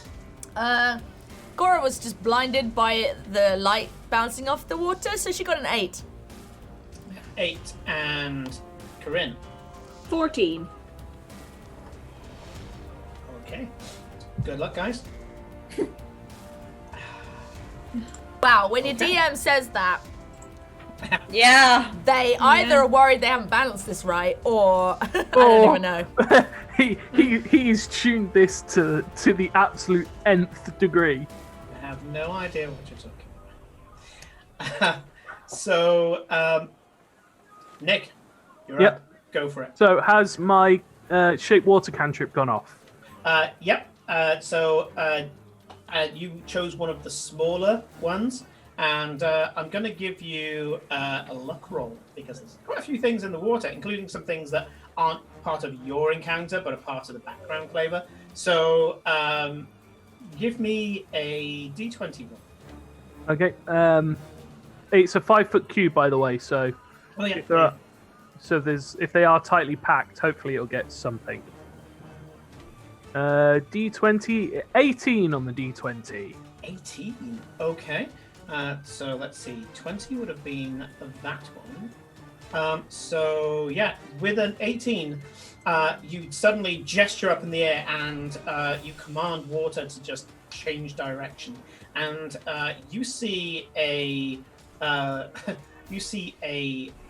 young-looking Sahuagin, slender, less muscular than the one that threw the spear, yeeted out of the water up in the air, and she kind of flails in the air as she does so. Yeah, pull indeed. Your tactic is pretty good. Those who have got triggered spells, fire them at this creature now, because that was your trigger when you first saw something.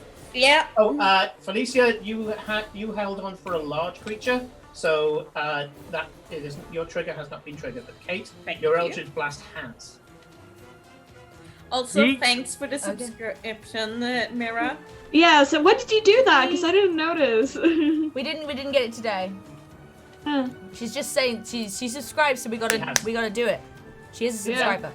I say she. I don't know. No, it is a she. Yes, it's she. Yes. It is a she. What am I like? They. Just say they, Kate. What am I rolling? I was rolling to Eldritch Blast. You're rolling to Eldritch Blast. Eldritch Blast, 2 of them. Yeah. Okay. As I yeeted 2 in the air. 2 in the air. Oh! Okay. Okay. So that is a 19 to hit. Didn't the alert go off? It'll go off in a minute then. It does tend to do that sometimes. Fair. There's So, Kate, there's no. what is your to hit? Oh, My to hit is a 19 to hit, first one, and now I rolled a 1 on the second one. Can I re-roll that? Yeah, you're halfling. Halfling luck. Yeah. I know. For some reason, I was just Your like. ones are 2s. I know. I don't know what it was that made me sort of think You're that. designed to be able to do that. I know. It's just I think there was something about the fact there was an Eldritch Blast thing rather than a roll for something myself. Anyway, I don't know. My brain shut off. 21 to hit. Okay, the both second hit. one. So. Apply damage. I rolled a 1 and a 2 on damage, so a grand total of 3. I nicked them slightly. Sure. Wasn't expecting them to be in the air. An underwhelming moment.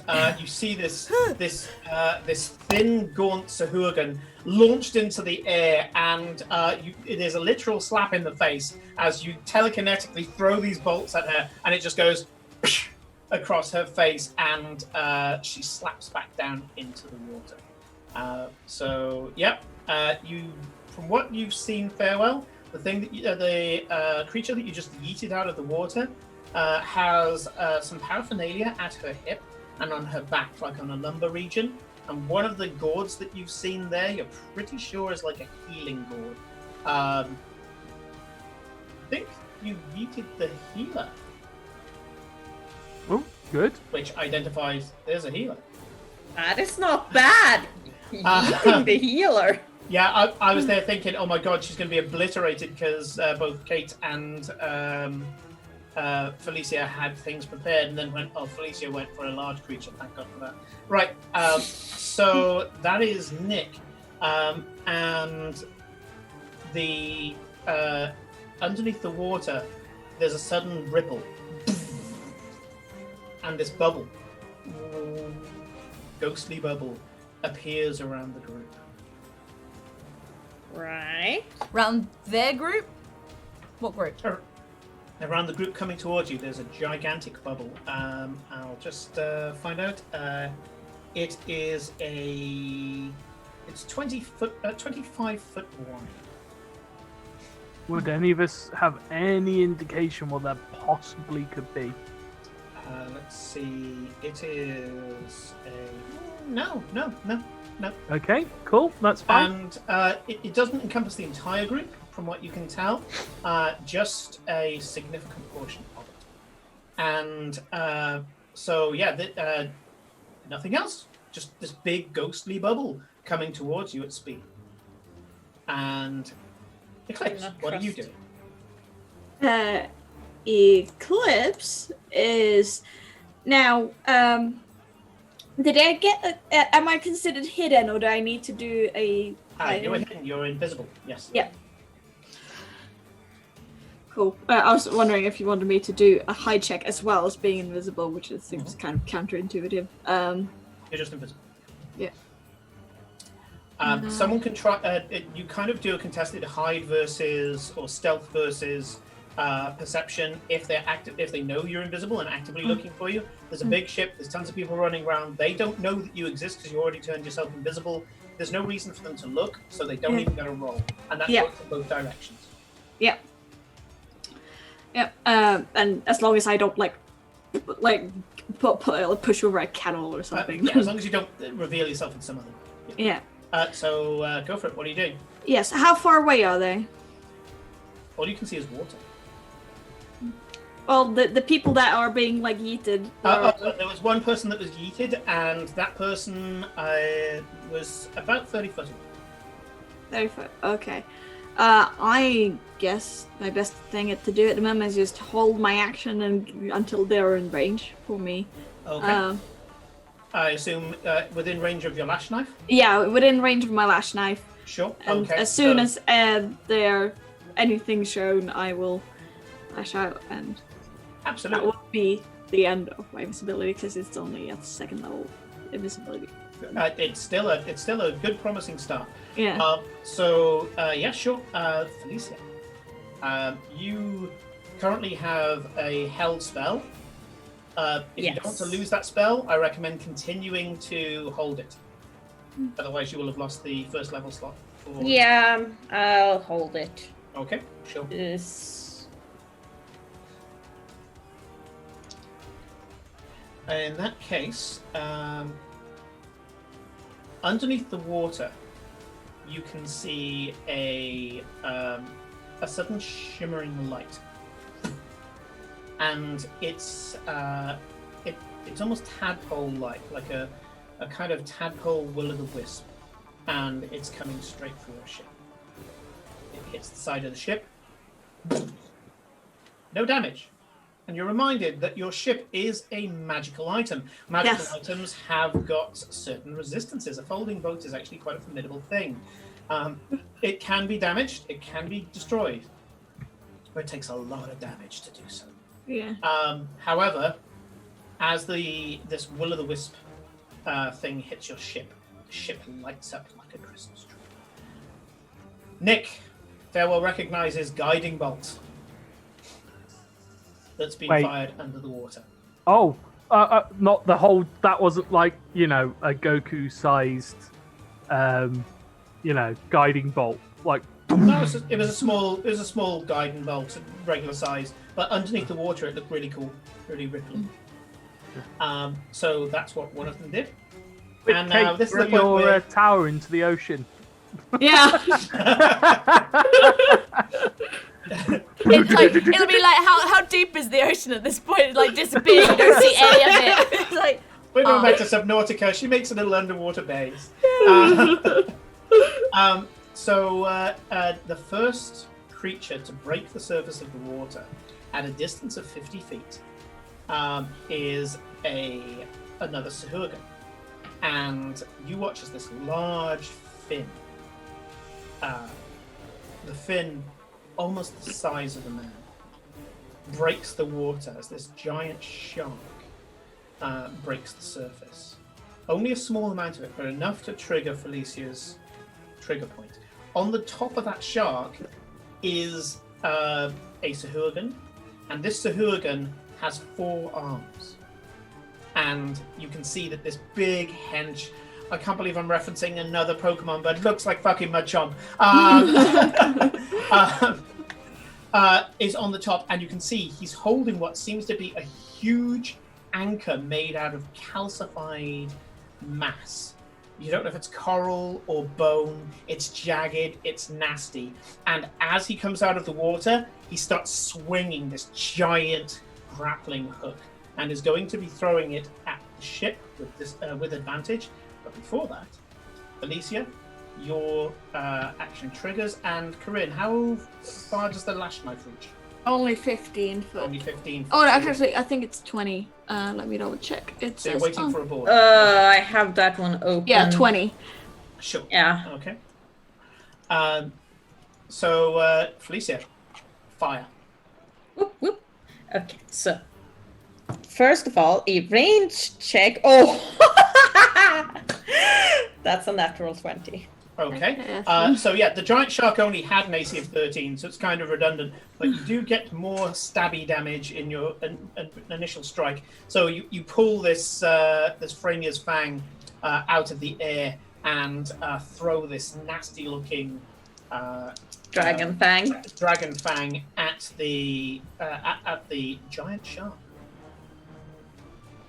Now they're... So that is that plus charisma. So that is a 21 piercing damage. 21, yep. There's a gout of blood that greets your fang, and then I presume it explodes. And then it explodes. So Yes, which I so don't the think. free thing or everything within 10 feet has to do a Constitution saving throw, and Now it is 10 feet from the creature that gets hit. So you can see that the creatures that's breaking the water. You are gleefully watching as 3 4-armed Sahuagin and are on 3 sharks. You hit the shark, and you hit 2 sharks next to it, and the 3 Sahuagin that were riding on top of the sharks. Which is why I was like, "Go on, I'll give it to you." But damn it, I did say that they were in formation. So yeah, and it's a Constitution saving throw, isn't it? yep. Thank God they've got that. Well, yeah, that's why we picked it, because otherwise having Shark acid 1. is a bit broken, because Yeah, not Shark many... 1 gets a natural 20 and a +5, so passes. Shark 2 only gets a 12, fails. Shark 3, 14, also fails. So only one of them have passed out of 3. And then the Sahuagin Brute, 19, that passes, right? Ah, yeah. Yep. And then, that's a big fail, 11. And then 22. So we've got pass, fail, fail, pass, fail, pass. Please roll your damage. Yes. I rolled, and it's 2d6 plus charisma, so that is 8 plus 5. That is 13 acid damage. 13 acid damage. Okay, so let me do that. By the way, Felicia, do you add your... Because the first bit was piercing damage. Do you add your charisma to that? Because I thought you only added the charisma to acid damage. Oh, yeah, I do.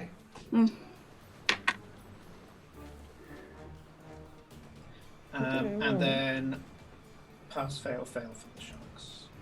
So pass is that much. We'll try not to do all the important stuff without you pseudonym. Why do I call you pseudo? Pseudonix? Yeah, pseudo's good. I call it pseudo. Yeah. So yeah, you get this joyful moment as you blow your reaction, and you introduce yourself. That beautiful dragon's fang just biting deep into a shark. The explosion, the gout of acid splashing over the Sahuagin, greeting them as they break the water. You can see that there's these streaks of pain. Even if it doesn't do a huge amount of damage, it's certainly a welcome. I'm Glory, and I own it. Yes. So now the brute gets to go ahead. He starts swinging, and with a natural 20, he got an advantage anyway. I don't even need to. You can't get better than that. With a natural 20, this giant grappling hook sears through the air. This rusted chain attached to it that looks like it belongs to the anchor of a ship. It lashes onto the deck of the ship. Do we want to cancel the nat 20? It doesn't do any damage. Doesn't do any damage. It doesn't do any It's damage. not a critical hit. Yeah. Okay. But with a natural 20, he hit the ship. Is the point? He's going to hit the ship anyway. Yeah. Yeah. No, I thought it was an attack. Sorry. The cruel calcified spike smashes through part of the ship's deck, biting in deep. It isn't destroying the ship per se, but it is buried in deep. And you can see that the second that it hits, that the deck itself starts to calcify around it, almost like it's cementing itself to the deck of the ship. That's the first one. Not good. So the other Sahuagin break the water.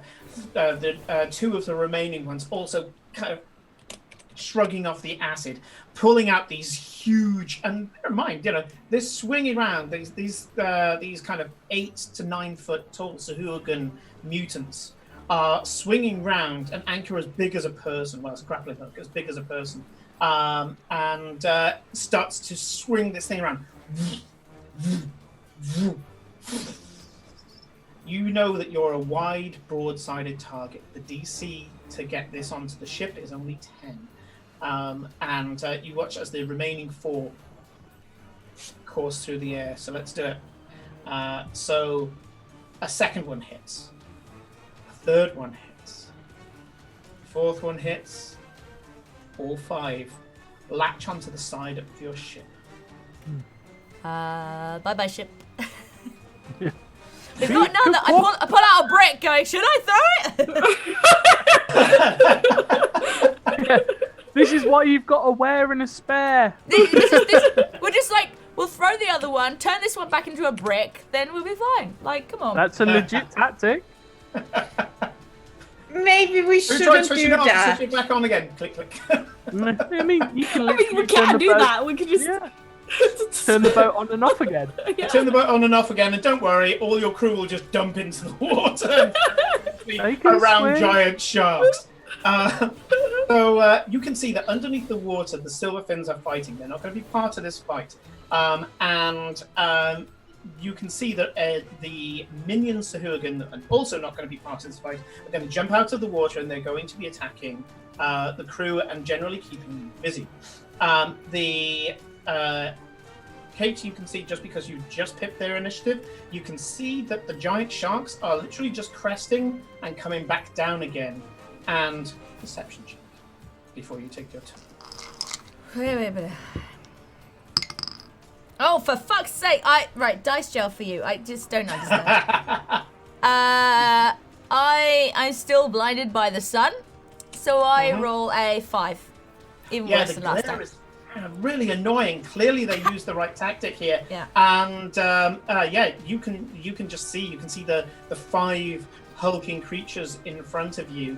What do you want to do?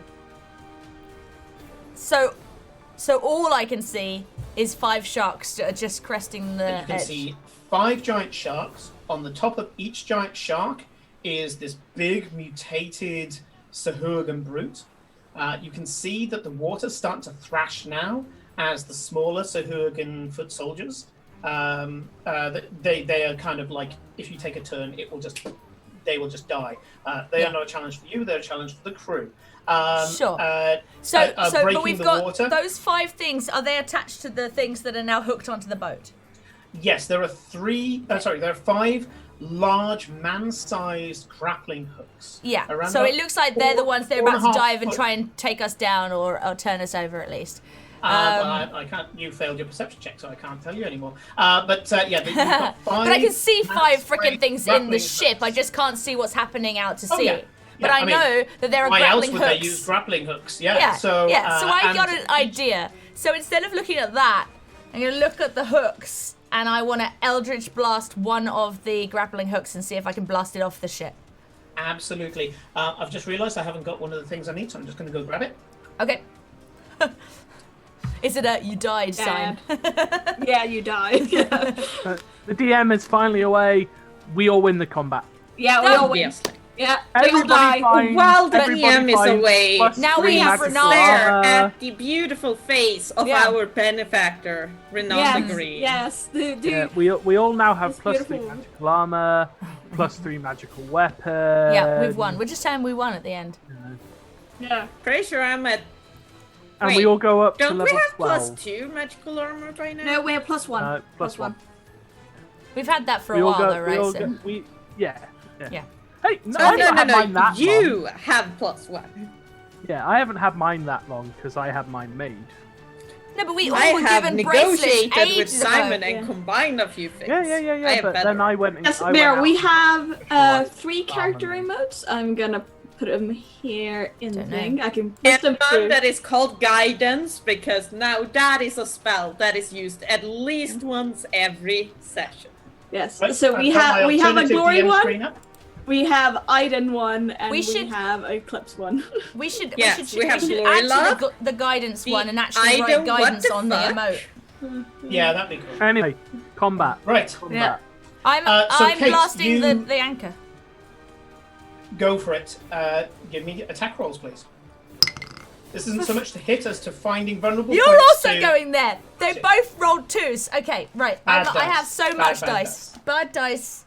I'm picking a new dice ready for next time. So that was one Eldritch Blast. Natural 20. Thank you, my blue dice. I love you, blue dice. Why do I not use you more? And there's a voice in the back of my head that sounds suspiciously like Simon, who's now turned purple again. Oh God! Woo! Look how I do angry he that. looks. I do that. I need to What's keep the popping point up the of glamour, or feeling you'll blue, find out I'm a Simon? Yeah. Right. Okay. So that's only one Eldritch Blast that actually hit. Right. So, and I, a grand total of 3 hitting Well, the. you say it hit. You don't know what the DC is. Well, okay. Good point.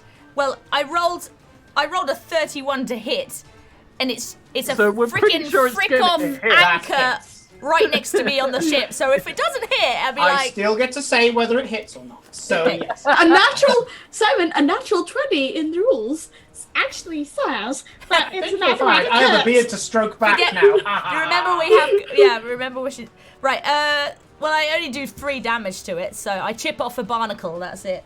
Probably. A bit shatters off, but it is still there. So We don't do rules lawyering here. Don't sure. we? You chip off part of the calcified mass that is now gluing this sharp implement. I mean, it's both in the deck of the ship and it's glued to it. But Yeah, you managed and there's to smash up chains some of going the off glue. and down into the water, right? That's correct. Yeah. By the looks of it, the chains. I'm treating the chain and the anchor as one thing. It has hit points, so yeah. Right. So that's the first one, and that was Kate. Cora. Jesus. Cora. What? It's not my Kate turn. playing Corinne, playing Cora playing. We're going to get very meta here. Right. So Cora, you finished blasting away at this thing. 2 telekinetic blasts, bam, bam, and part of the calcified form explodes.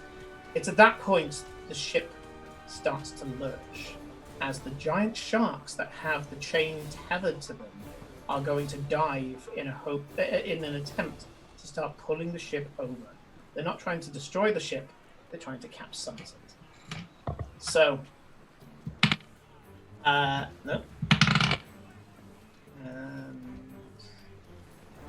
Yep. No, yep. No. Really? 2 of them? Okay, fine. So, time for them to do some damage. The ship starts to list over, and you feel that the ship has been pulled to a total of around about 26 degrees. Ooh. Were any of them in what range are they at the moment, Simon? Have they come in any sort of range where I can? The Sahuagin brutes are about to come into your range, but the giant sharks haven't, and now the giant sharks are now below the water. Okay. You could potentially attack the chains that are trying to pull our boat underwater. I was gonna do something cool with the chains. Okay, so When it's my turn, which I don't know when it is. Sure. So that was the giant sharks. You've had one turn already, though, haven't you? Yes, you have. Yes, I've had one turn where I couldn't do anything because they were all super far away. Okay. Well, that'll roll back around now to. Well, I would say, if you want, you can attack one of the chains, but you can't sneak attack a chain. No. Well, I say chain, one of the anchors. But it you can't see her. Yeah, it can't see me, and I have advantage on the attack if I have advantage on the We attack. don't It's rules indifferent. lawyer here. It's The indifferent. DM to your has the presence. final say. I still have advantage. You don't sneak attack a wall or an inanimate object. If you want, you can just do a basic lash knife attack at one of them. But if not, Well, that Because will break my all the- invisibility if I do it, and probably if I best if you don't have don't my then. sneak attack, then it's no point. No points. Yep. Okay. So the DM just rules that climb to the the top. chain has damage immunity surprise. yes, chains cannot be Condition surprised. immune- They can't be sorry, unsurprised. They are a solid state. Nice. Nick, what is Farewell doing? So how far away are these sharks? The sharks now have dived below the water. I mean, this was kind of like a flyby attack for them, so they crested the roots through the hooks, and they carried on going. Okay. So none Farewell. of the attacked, so they effectively did a dash. And so what you can see though is the 5 4-armed Sahuagin brutes, the Machamps, are still coming towards you, and they are now they were 50 before. They would have moved their full movement, so they're 20 foot away. Okay. So I basically hold on. Just how much distance do I need on that? Oh, cool. So I walk within 5. I take 5 feet steps forward. I place my hand on my holy symbol, and you watch as about 50 water genassis just appear out of the ether as I cast Spirit Guardians at 5th level. Oh, shit. You beat me to it. You're gonna do the salsa before I can. I'm about to turn some people into fucking chutney.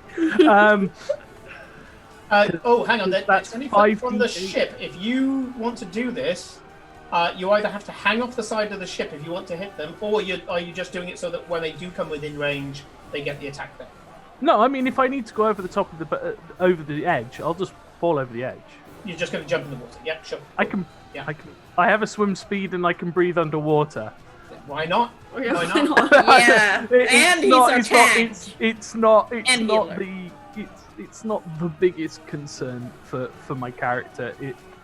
So yeah, you watch Farewell walk up to the barrier, and rather than doing sort of like anything gracious, he just kind of does that whole thing where he folds in half and just and there's this satisfying Fish little flop. Okay, yeah, these things, and then you call out, and you suddenly find that I haven't got off the top of my head the various family names.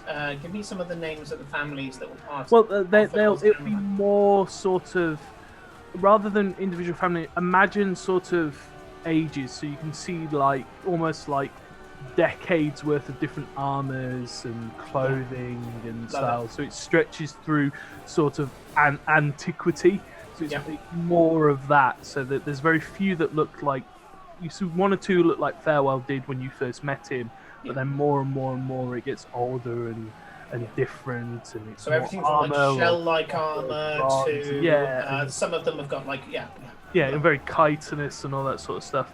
Love it. And then as a bonus action, what you'll see is a great harpoon will just appear as well. And if I can get one of them, because just having a look.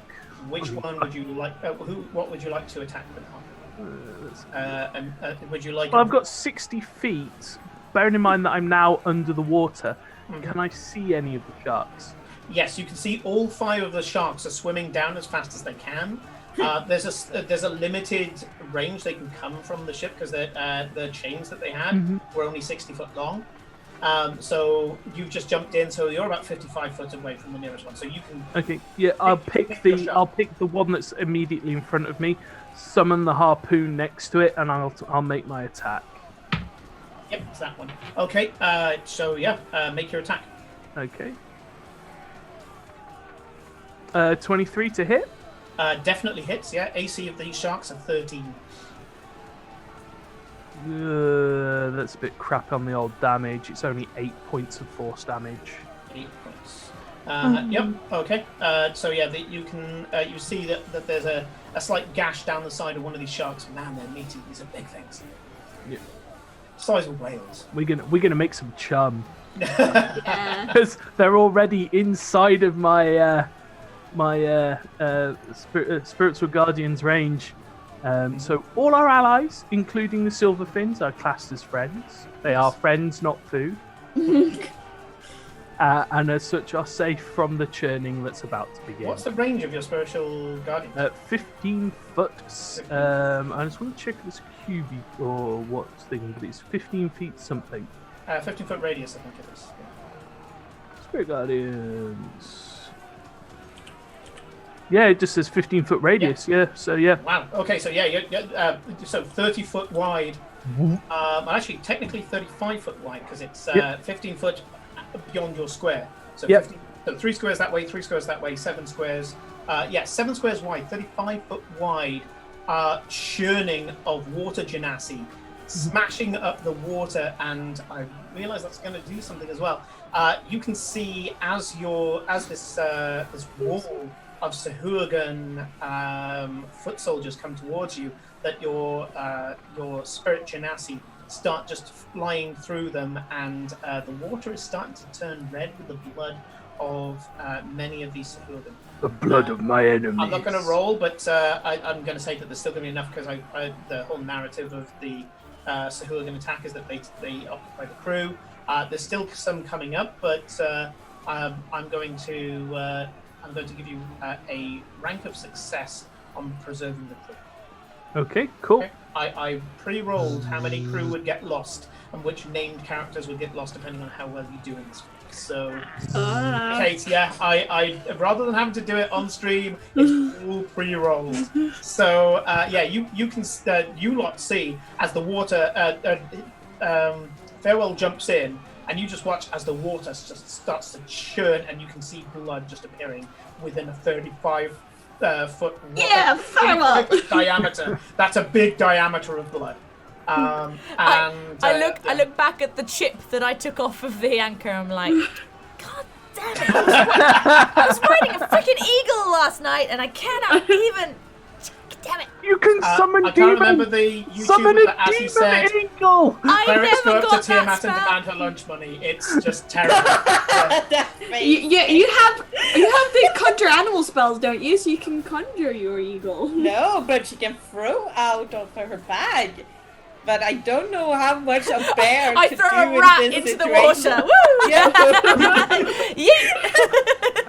Because you did get from Sir Mittens, you got the conjure that animal is spell. true. I need you to have the make sure conjure I've written animal all of spell. this. Yeah, that's true. Yeah, Okay. so I don't have Mittens that gave written you the in my. conjure animal spell. Yeah. True. Oh well. But I You looked on complete- D&D you Beyond and it won't completed give the, it to me. Yeah, Yes. I'll spend some time this weekend. No, I will it- make you a very But special why warlock. can't I just type it in, filter for it, and then say add this? Because it's not on the warlock spell Yeah. listing, so you Yeah. can't pick it up. Oh, However, really?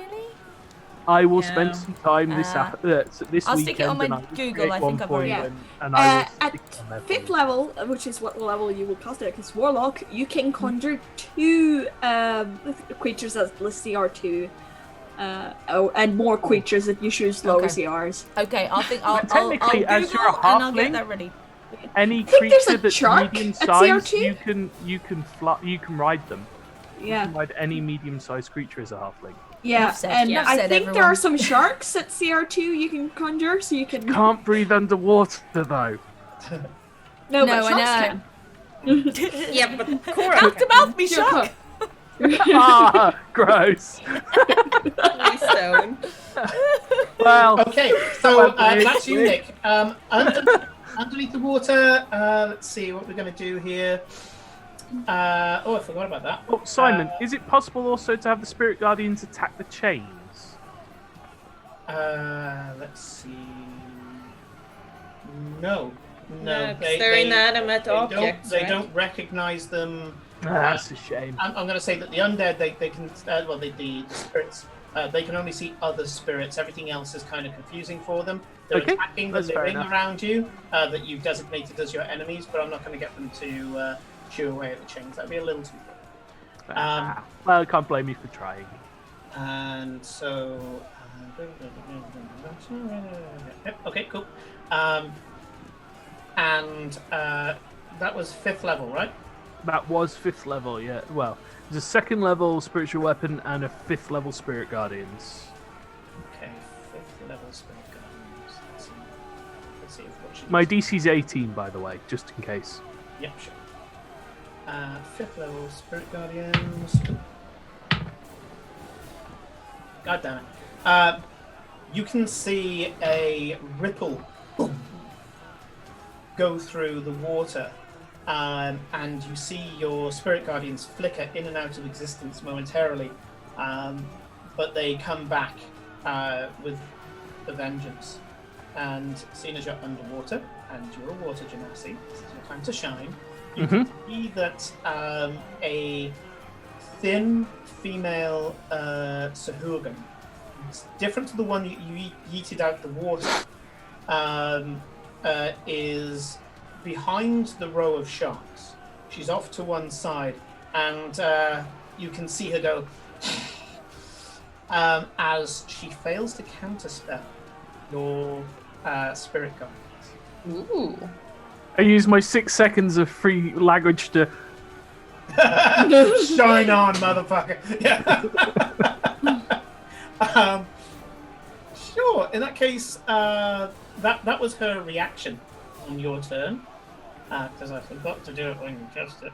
And so she that would have been a dispel magic. Sorry. Yeah. Dispel magic, not a cast spell. Everyone, by the way, would have taken 25 points of radiant damage. Sure. It doesn't. The sharks. The brutes. Sorry. Quite a big battle. So the brutes all need to make a Wisdom saving throw, Wisdom DC saving 18. 18. Or take 25 points as well. Oh dear. Oh dear. Is Fairwood Much gonna on leave success. me enough to actually do what I Fail. wanted to this turn? Fail. It would be the first time I've ever peaked you on kills. Yes, it would. That's And I'm fair. kind of disappointed. Oh, come on, you've got to give me a 1. I mean, So that's I get 1. I 26 guess and- Usually underwater everything's combat is acid-balled by your the time it gets thing, to so us. you can have this one. Okay, pass. Fail is 28 or 26.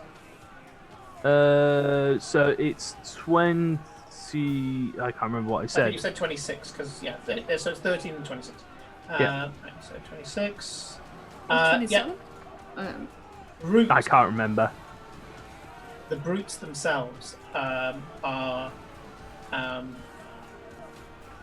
getting quite mashed up by this, and even the brutes are having trouble getting through this wall of genasi that are gliding through the water even faster than they would have in life, with cruel-looking tridents, spears, knives, slashing at everything within distance.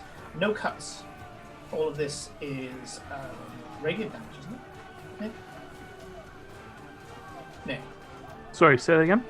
It's radiant damage, isn't It's my choice, radiant or necrotic. it? Oh, right. Which one is it?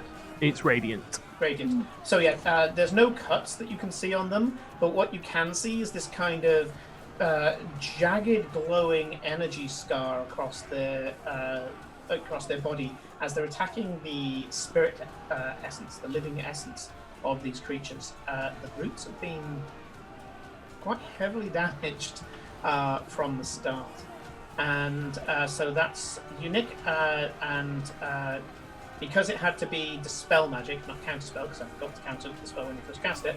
That was her turn. Her turn was attempt to dispel, and she fucked it up.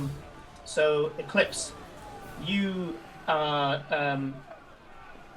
you're next. Did they come in range, Simon? They've come in range. So what I'm going to say is do your sneak attack, and then you can do another attack. Yeah. So, first. Keep track of all the triggers and things like that. I will get them all. Go on. Roll with advantage. I'm presuming a natural 20. Yes. That's good, eh? We've had a fair few of them this round. Yeah. Where is there? Been They a are. good combat. There they are. They're on my sneak attacks. I think you guys have had more natural 20s than any group I've ever had. Right.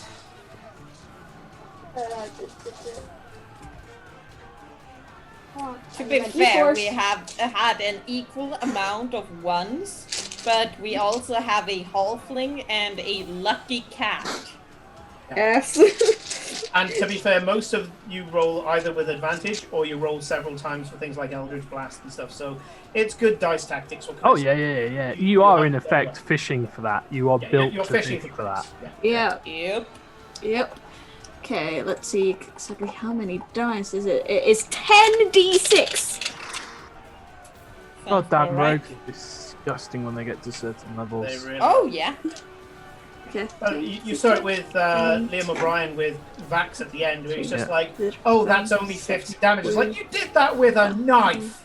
Yeah. With a D4 knife! Stabby knife on the toe of a dragon, and you're murdering it. It doesn't make any sense, but it's D&D.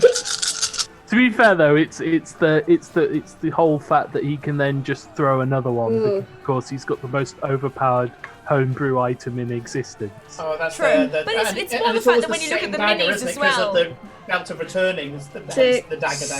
Like, it's like paper cutting someone to death, and it's like, there shouldn't, no, doesn't make sense. It shouldn't happen like that. Yeah. You can't be constantly hitting major arteries. Damn it, our fantasy is not reality. What? No. What is this? What do you mean it's not reality? No, No, they had to make it like somewhat viable in comparison to the wizard and sorcerer that throws gigantic fireballs. So, Yes. It's How all much? single target damage as well. So. Yep. No, come on. What's Yes, your disgusting number? 30, So we're all- 42, 44, it's 50. and you counted in English the entire way. Yeah, well, Ah, 50 points. let's see which one you hit, because you would have just reacted and gone, oh, that one came up first. So let's see which one came up first.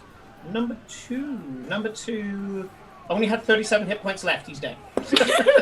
He's dead. You hit the one that took the brunt of the damage from.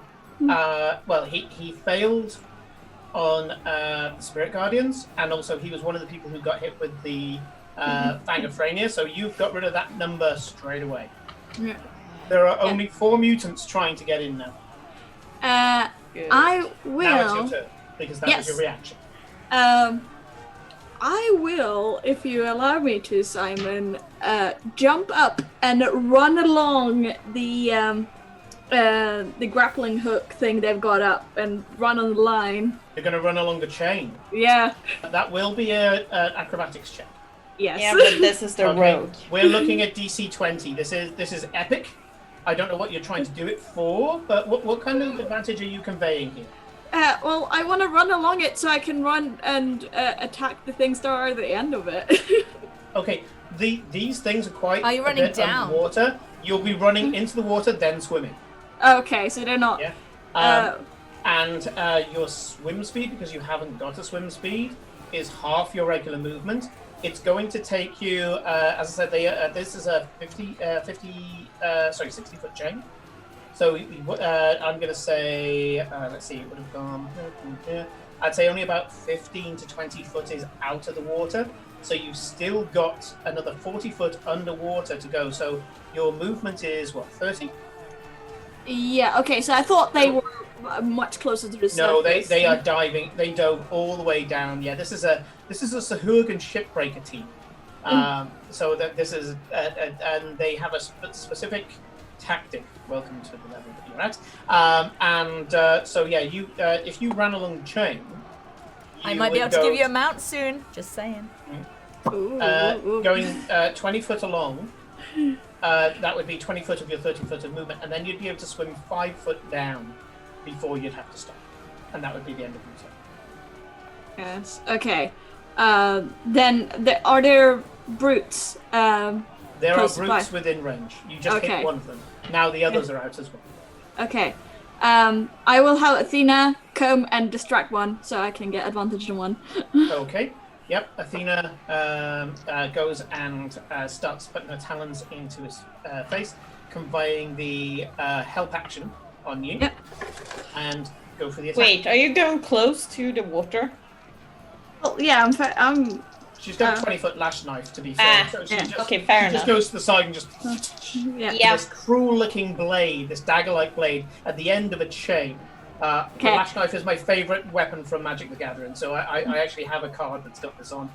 Lashes straight down at him with advantage because it's got an owl in its face. Yes. 22 to hit. 22 to hit, that definitely hits. Roll for damage, please. Not as much as my previous damage. It I won't need to be. find out which one this is. This is Sahuagin Mutant number 3. We're gonna use number 3. You don't even have a name. Look at you. Doesn't The care number, and about you're the- trying to fight us. Lie down. Give up. Silly. Silly. Okay. 5, 10, 20, 26.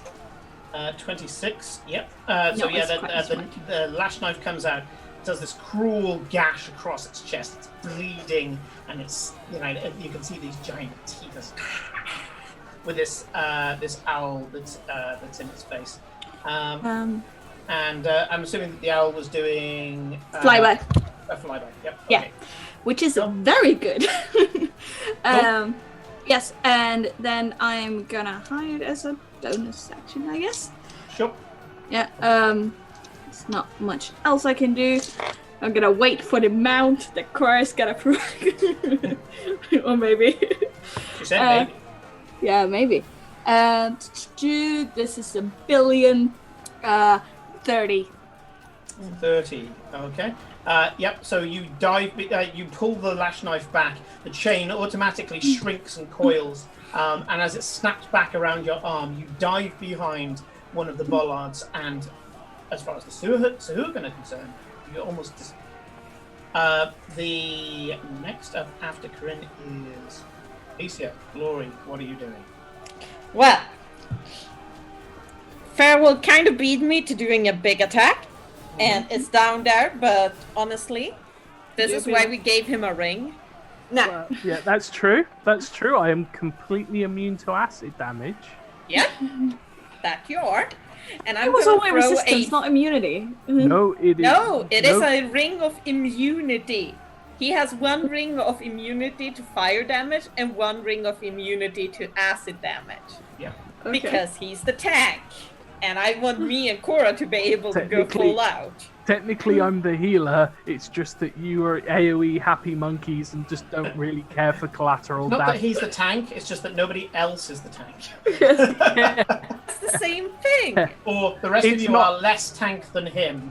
He's tank in abstraction. Yeah. Mm-hmm. It's not friendly fire if I can't be hurt by it, is their logic. Yeah.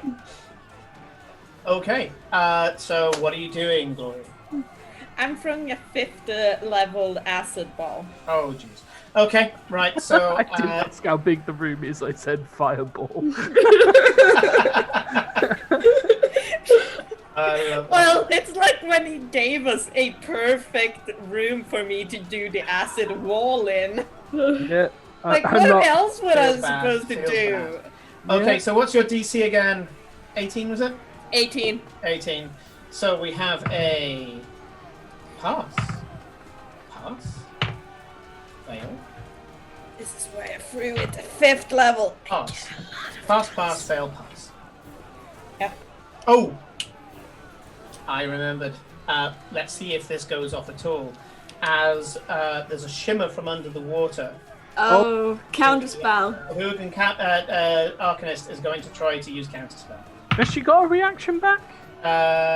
Yes, because she didn't use it in the first place. I had to dispel you, remember? Oh, yes. I forgot to use Counterspell. Yes, that's I'm right. remembering stuff. I made this account. It's not that you don't have enough to keep track of as it is anyway. Yeah. DC 15, I think it is for her. It should Yes, be much higher than that. it's 10 plus the spell level. Yeah, and then she does a spell mod check. So only her spell modifier thing. So it would be like, if it's wisdom, maybe +4 or whatever. Glory, you are livid. You throw, and this little green bead about to manifest into gushing, huge explosion, this crowd pleaser of acid, and you watch as the shimmer from under the water and it just goes out of existence. Is You she within recognise- Good thing that I can do it again then. And this time I'm throwing it straight at her. She's under the water, but you can absolutely go. Yep, I saw where that came from, and it's big enough. It'll still get the mutants. So I'm going to keep the pass, fail, pass that I rolled before. And Good old meta magic. Who says it's not powerful? Eh? although ordinarily you can't use it for 2 spells, but I'm very much in the same. As Paul and all the rest of it, you have spell slots. Once they're gone, they're gone. You want to use quicken spell to fire a second one off? I have no problem at all with that. And it's a good way of getting past counter spell. So you've got pass, fail, pass. On its turn. And I need to do the spell Save caster for spell. So she needs to save. And she passes as well. So what's the damage? Well, the damage is 10d6 plus my charisma modifier. Mm-hmm. Oh, you got the same amount of d6 as I had on my crit. That's a lot of 5s. Yeah, but she can choose when to do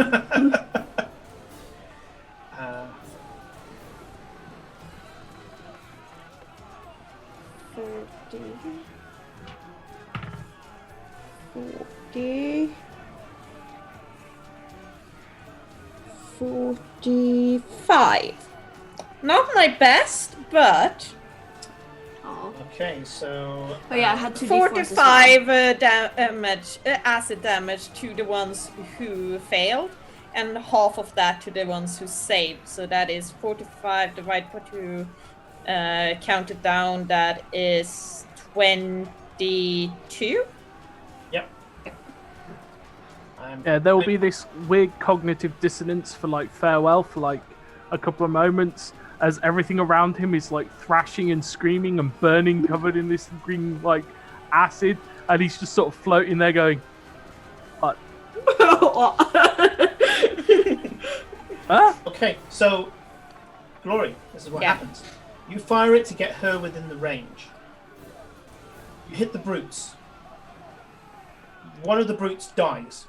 You recognize him as having acid burns already, and he's got some of these glowing scars from Farewell, and he pretty much is at ground zero. And the acid hits him, and you can just see this writhing mass splash into the wave and then just float. The other 3 get horrendously damaged, and but none of them die.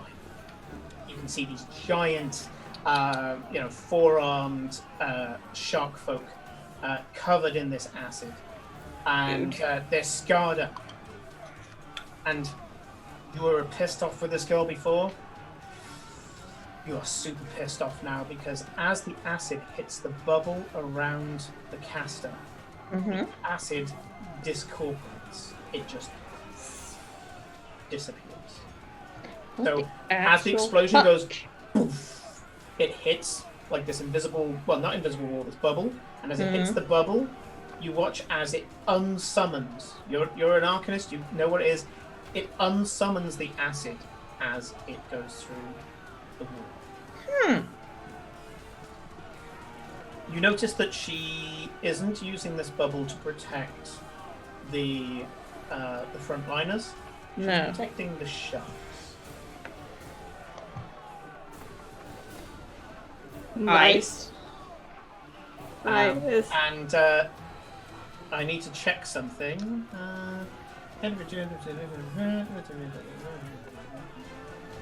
Time just hit 11, by the way. Yeah, I'm just about to do the random. So.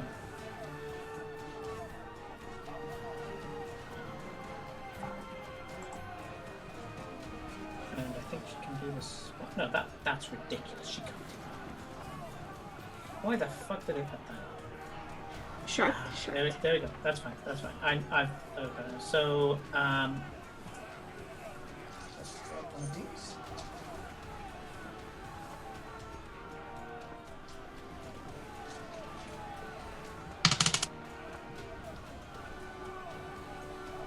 Don't like the sound of that. Farewell. Don't trust like that.